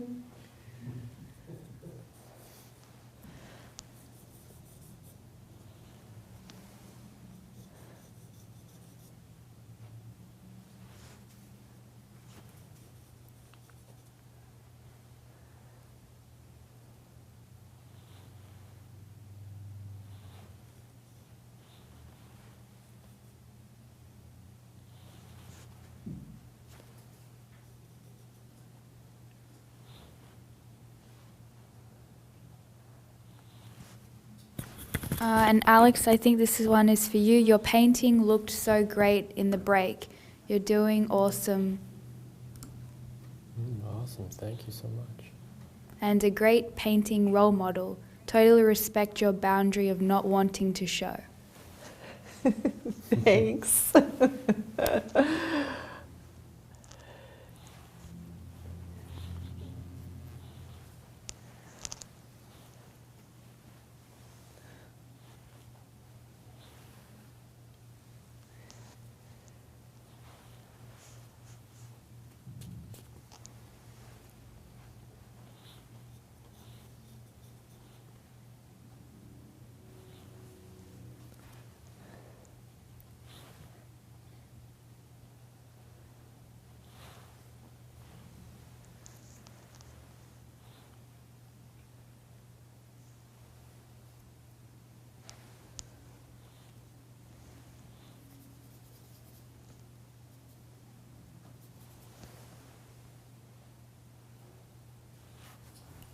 This is from Laura Mitchell, sorry. Hi everyone, your work is amazing. This is a question for all. When you first started out.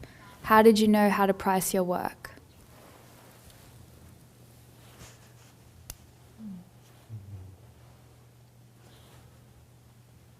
Well, I guess, yeah, that is hard. If a gallery contacts you and they're wanting your work, if they're,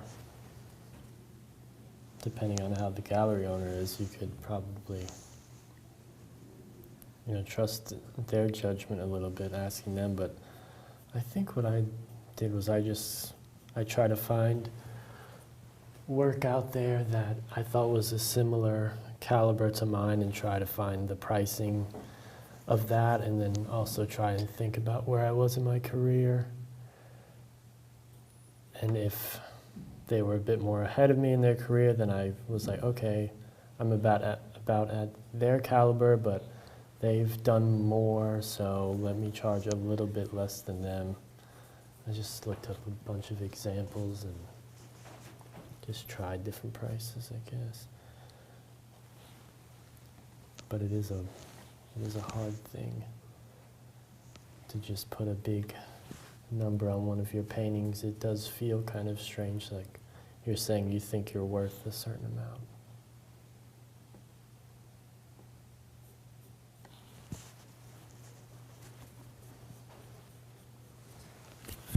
Question for Lisa. Do you like to tone your own paper or buy a toned one? Any tip when choosing the value for toning? So it depends on what you're using to draw with. You could go darker if you want to use a lot of white chalk.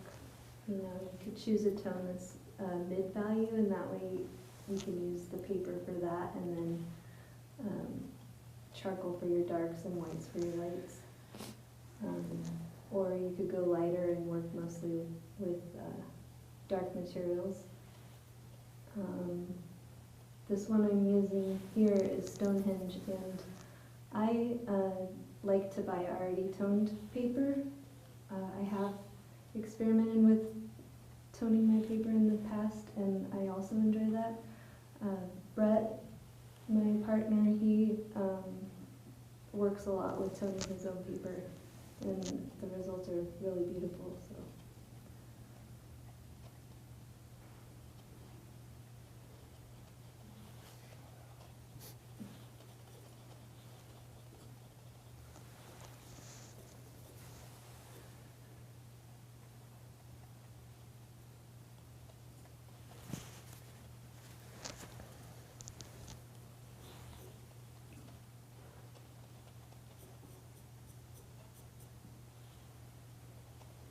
Could you hear that okay? I think so.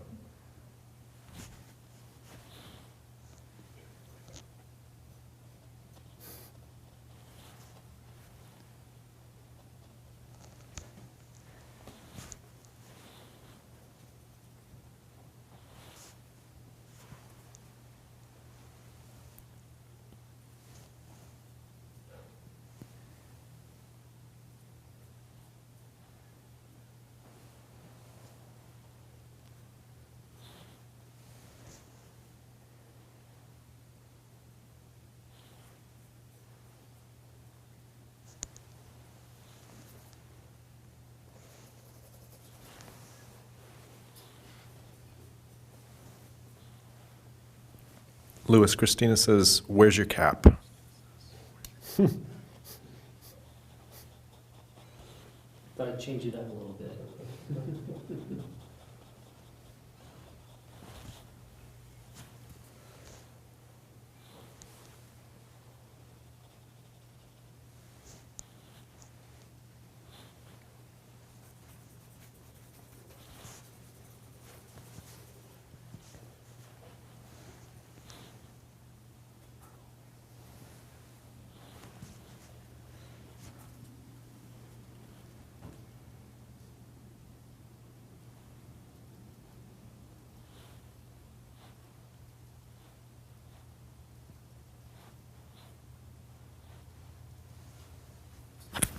Question for Alex. How do you go about mixing your flesh tones? Well, of course, it's different depending on the skin complexion of the person and then the light source and the surrounding objects and all that. But I just tend, I mean, of course all colors are red, yellow, and blue, but I tend to just try and think of what red, what yellow, and what blue am I kind of seeing up there. And for a skin tone like this, I go more towards like a lemon yellow, because it's kind of like it's a colder yellow with a bit of alizarin, because that's a colder red, so it makes this kind of nice pinky red. And then you add white to it, and then to neutralize it when you need to, you add a blue or a black or a green. Doesn't exactly give like a real straightforward answer, but that is what I'm thinking of. Just what red and what blue, and then kind of neutralize it with, or what red and what yellow, and neutralize it with a blue. And that's if we're talking about in the lights. In the shadows,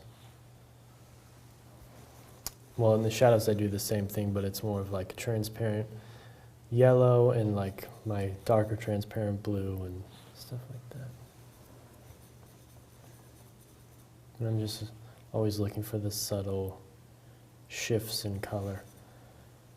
And I tend to go for when I look up on the skin, I think of like what part of the flesh do I think I can mix that color. Even if it's one little speck somewhere, I'm like, oh, I think I could accurately mix that color. I'll do that one first and then literally compare to that, because then the color next to it I can ask, okay, is that a little bit darker? Is it a little bit more red? And then go on to adjust from there, and then the more accurate pieces you have, the more puzzle pieces you have correct that you can judge off of.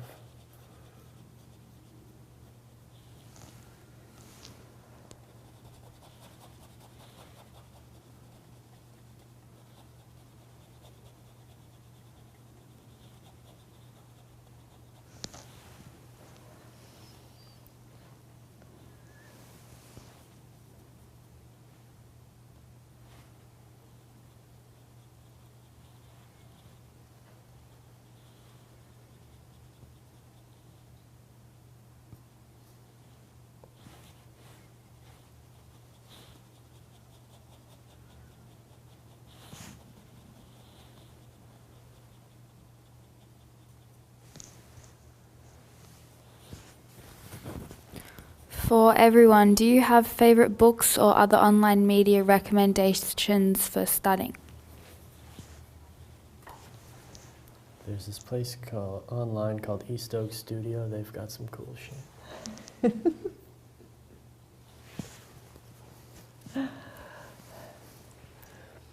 Other than that,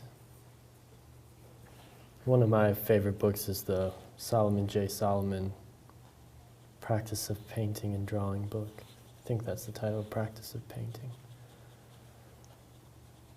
For like technical insight, because I feel like it's one of the most kind of intensive books on like how to paint that's actually by an old master. So yeah, that's a favorite.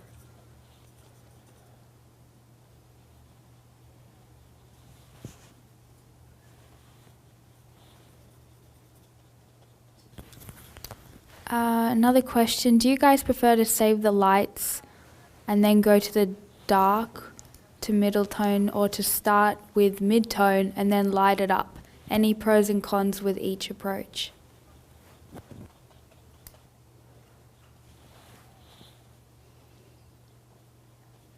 I answered the last one.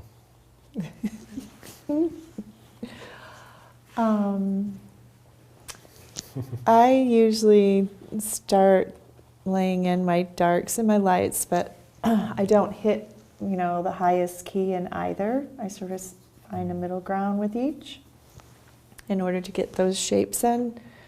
And then once those are confirmed for my drawing, then I will put in midtones and then start working that way, developing the form and stuff, and getting my darks darker and my lights lighter, and getting my, everything relating to each other slowly after that.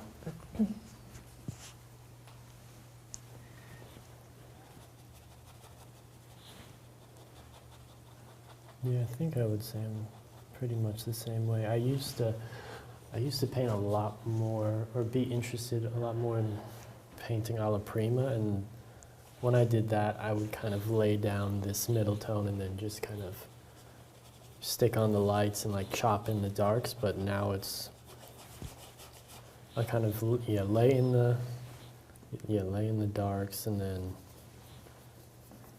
just kind of start wherever. Like I said, I can feel I can get close to accurate on the lights, but knowing to error on the lighter side, because it always looks nicer to paint darker on top of light than it is to paint light on top of dark.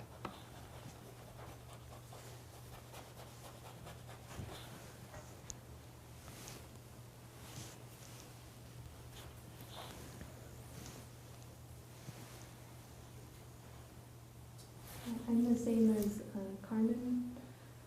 I start with darks and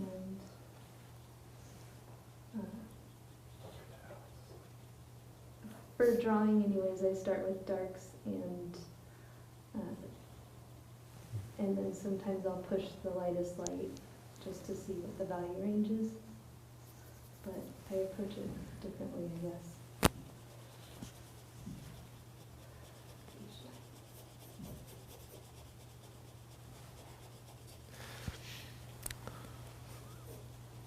Mustafa says, Lewis looks so great in the results. How do you feel now from modeling? Great job. You deserve a big pizza.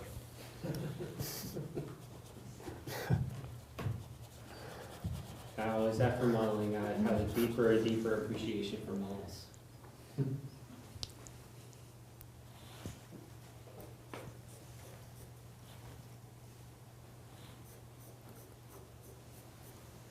Pizza's on our list.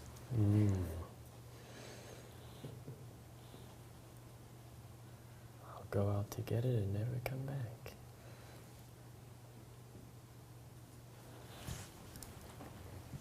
Cassandra asks, how do you achieve soft edges?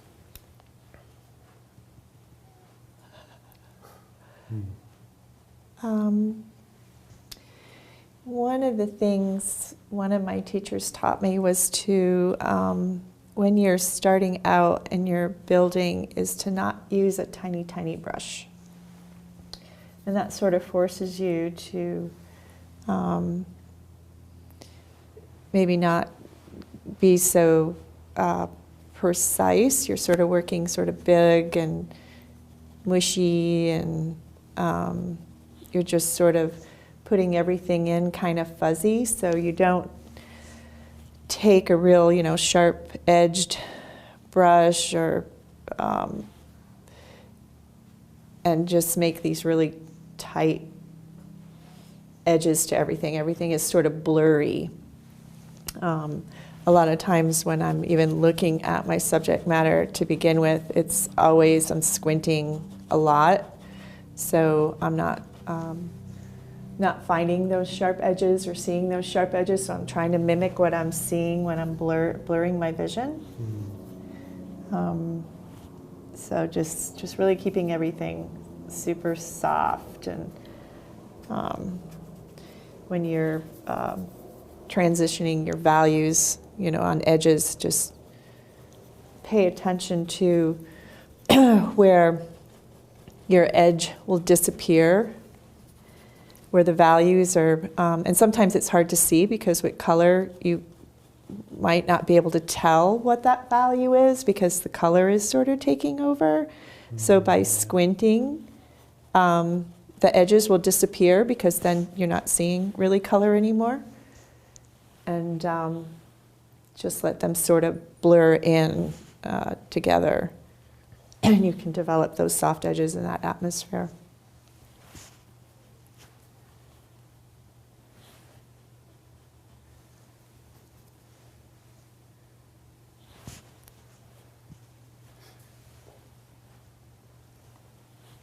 Yeah, totally agree.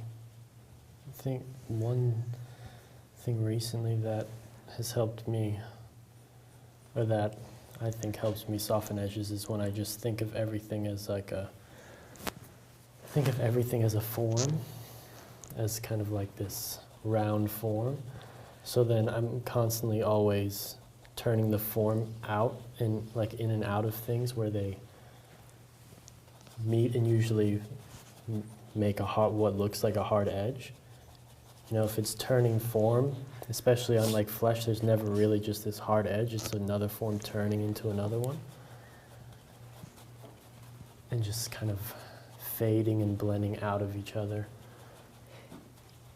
Yeah, that's something really good to think about. Yeah, because it also depends on what you're drawing.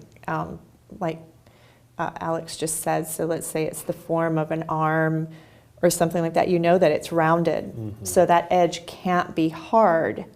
The only thing that could have a hard edge is things, you know, like a box edge or, you know, a piece of paper where you know that edge, if it's really crisp, is hard.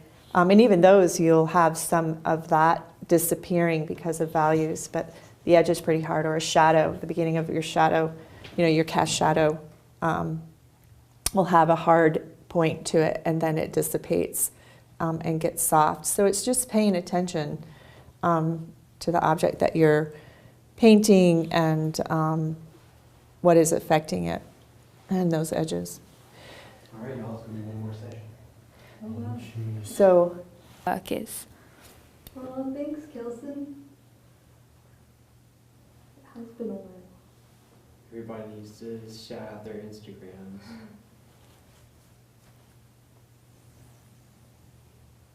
I wasn't kidding. I was being serious. okay, my Instagram is Carmen Drake Fine Art. And mine is Alex J. Venezia. And mine is Lisa Jacoby Downey.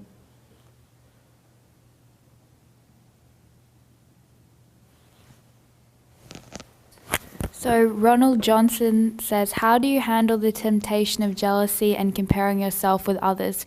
How does an artist cultivate humility?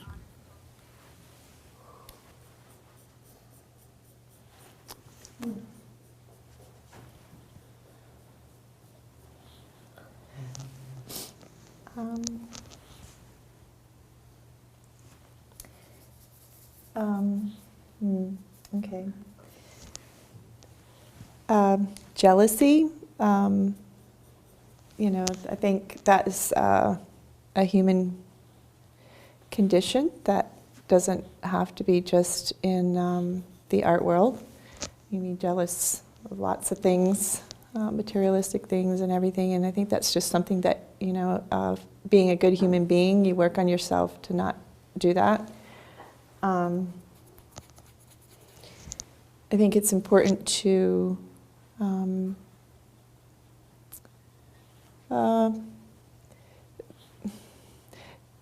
I think that question really just comes to, you know, what kind of human being you want to be.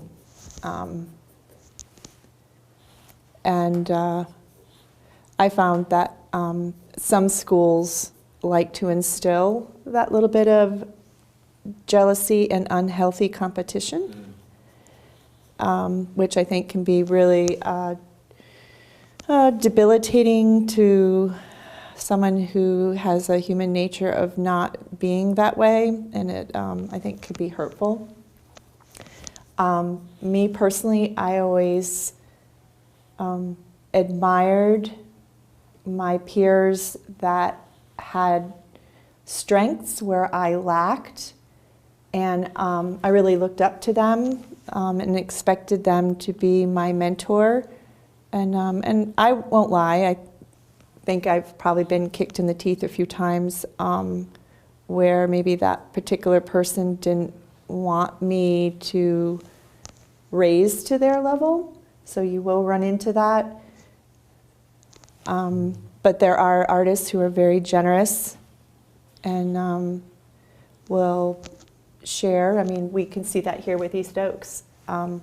Very generous with their knowledge and wanting to share. And I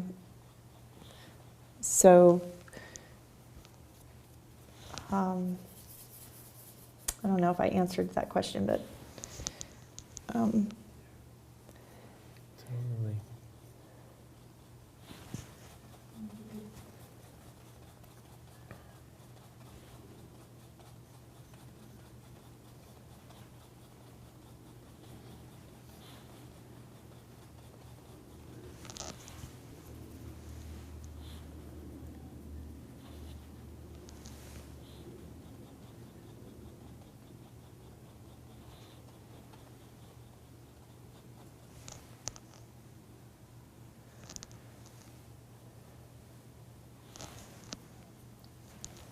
I'm gonna be honest, if it wasn't the last 20 minutes, I'd probably have a better answer.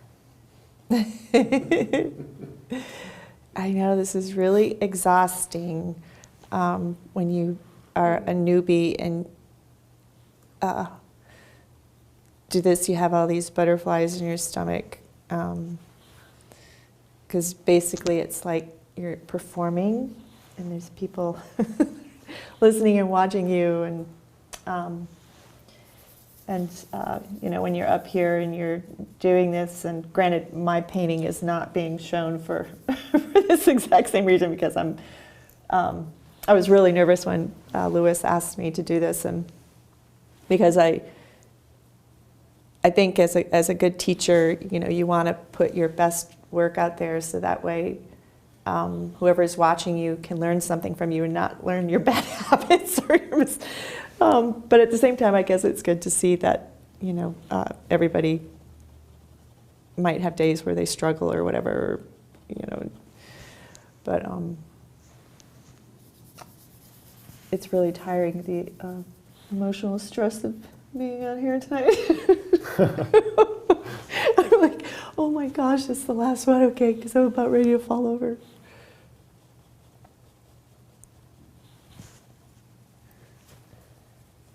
And I probably shouldn't have ate Mexican before I came. All that carbs. I'm starting to come down from my carbs. I'm having a carb crash.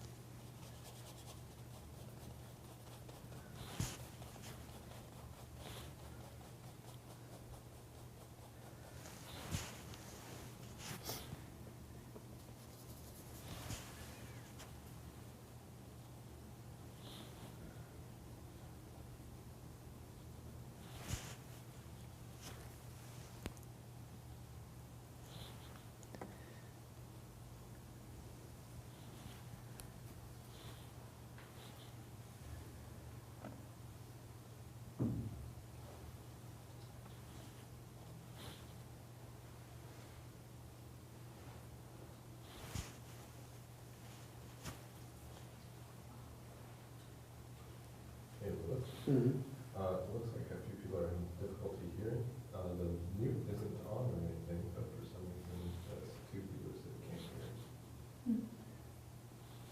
Any suggestions? Guys, let's pause real quick. See if I can fix that. So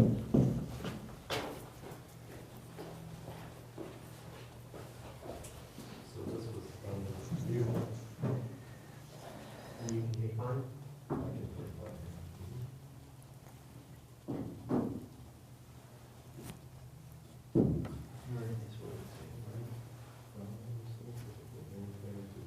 Have they tried the unmute button?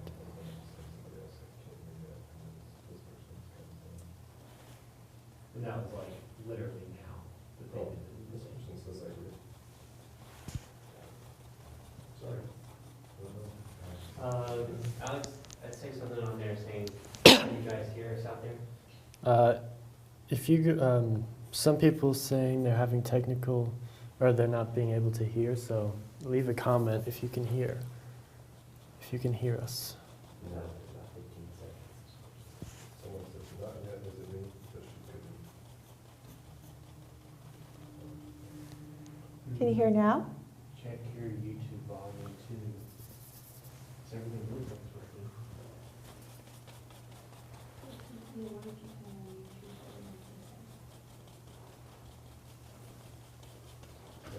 Say testing one time, Alex.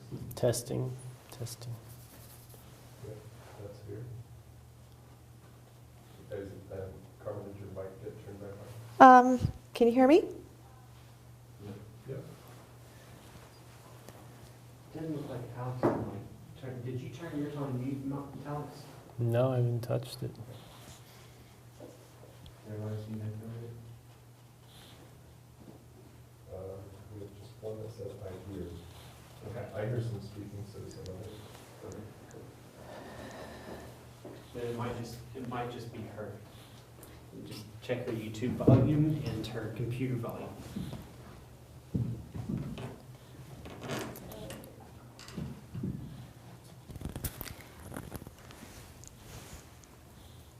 So Mitchell Scott says, I hope the lady on the right returns. I love her laugh, demeanor, and overall presence. I'm sure her painting is terrific too. Oh, that's so sweet.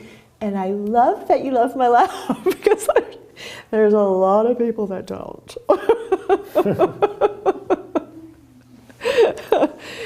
Very easy to find in a crowd. No.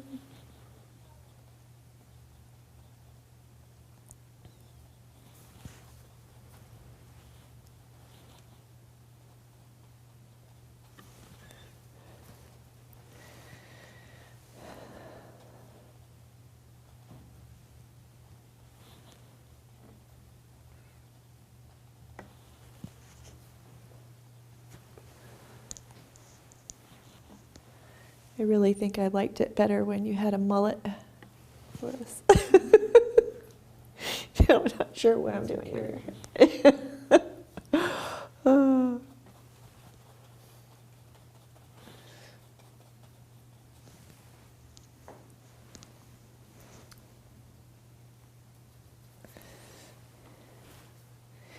Maybe the next time we come, we need to all paint in on pajamas.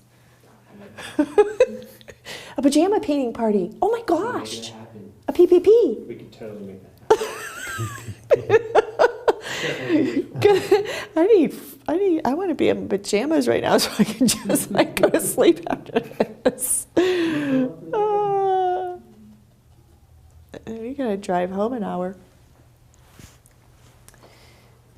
Thank goodness Lisa and Brett are driving. Thank you guys for driving tonight.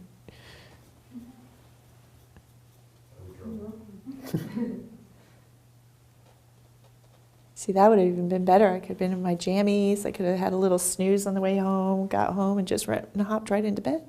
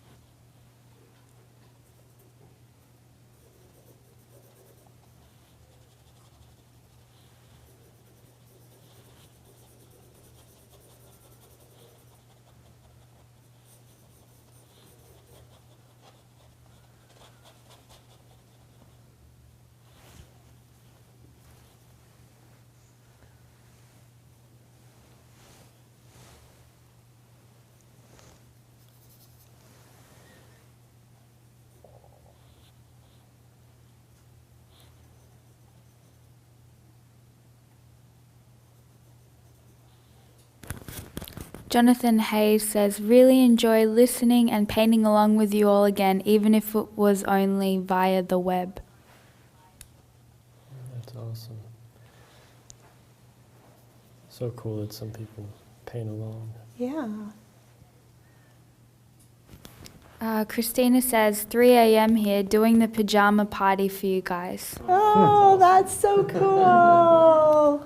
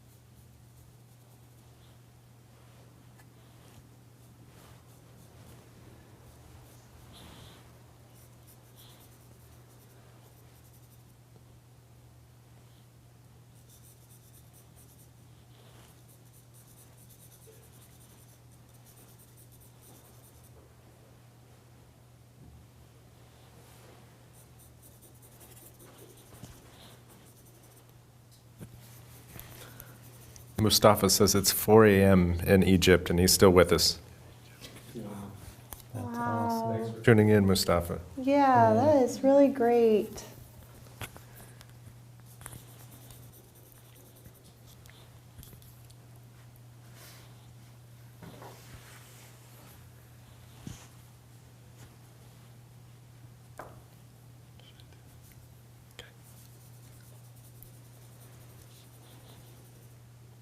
Oscar says hi from Dominican Republic.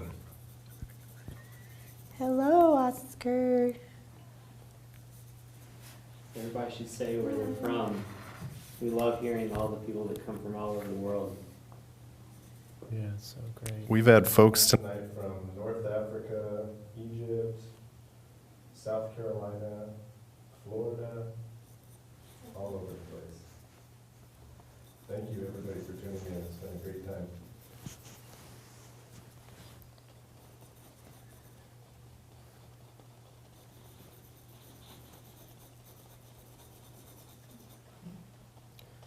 Gotta get all those gray hairs in before the time runs out. Don't do it!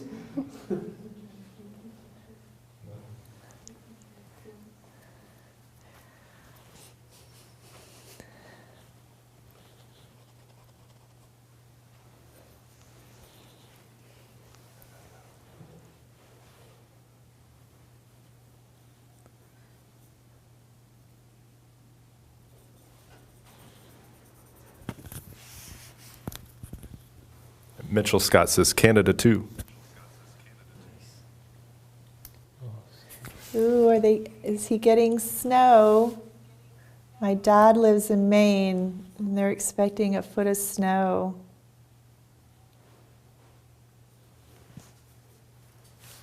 Hi from India, Charlatha. Sorry if I killed your name there, Charlatha.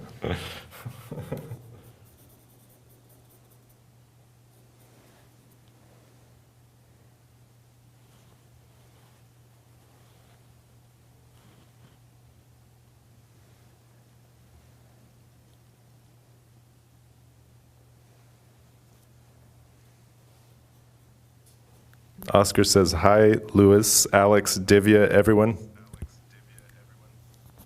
Hey, Oscar.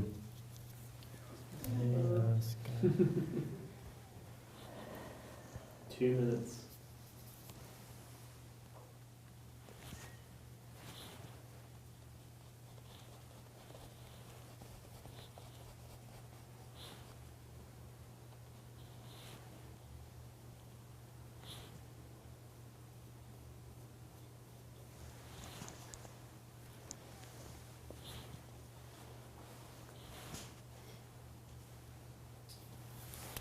Mitchell says, no snow here. In Western Canada, it was 10 Celsius today.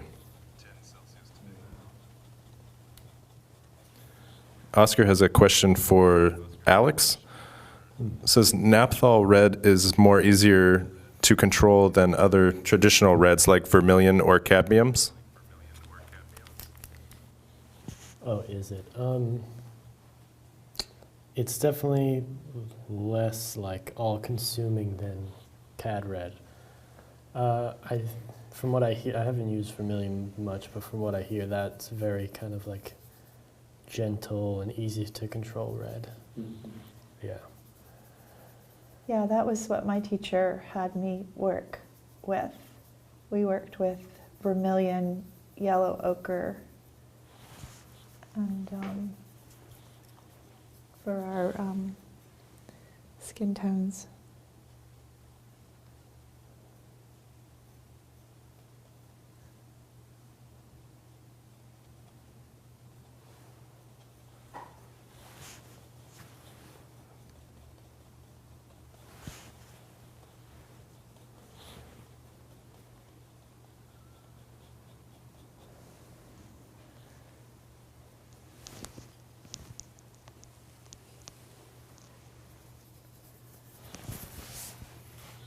Okay, we probably have one last question here.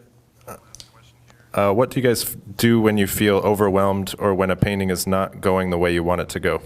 Cry. Get my pajamas on and go to bed. I have a canvas burning party. Yeah, it's a hard question. I'd say take a walk, step away for a while, and then trust the process. It'll get there. Yeah, I find you can self-destruct if you keep going forward. I think taking a break for a little while and letting that painting rest, maybe some ideas will come to you. Yeah. I'm going to step right in here and be next to me so I can talk through your mic. Okay. But, everybody, thank y'all so much for joining. I'll step right in here. It's always a privilege to be able to broadcast these things and have these guest artists that we truly believe in and our family here in North Carolina.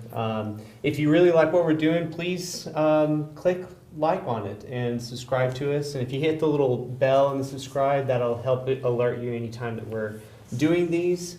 If y'all have any suggestions or comments, please email us at info@eastoakstudio.com and tell us something that if you have any ideas or interests or questions of things that we might be able to broadcast and do in the future. We would love to hear your thoughts. And, thanks again for joining us. And until next time, we'll see y'all. Ciao. Bye.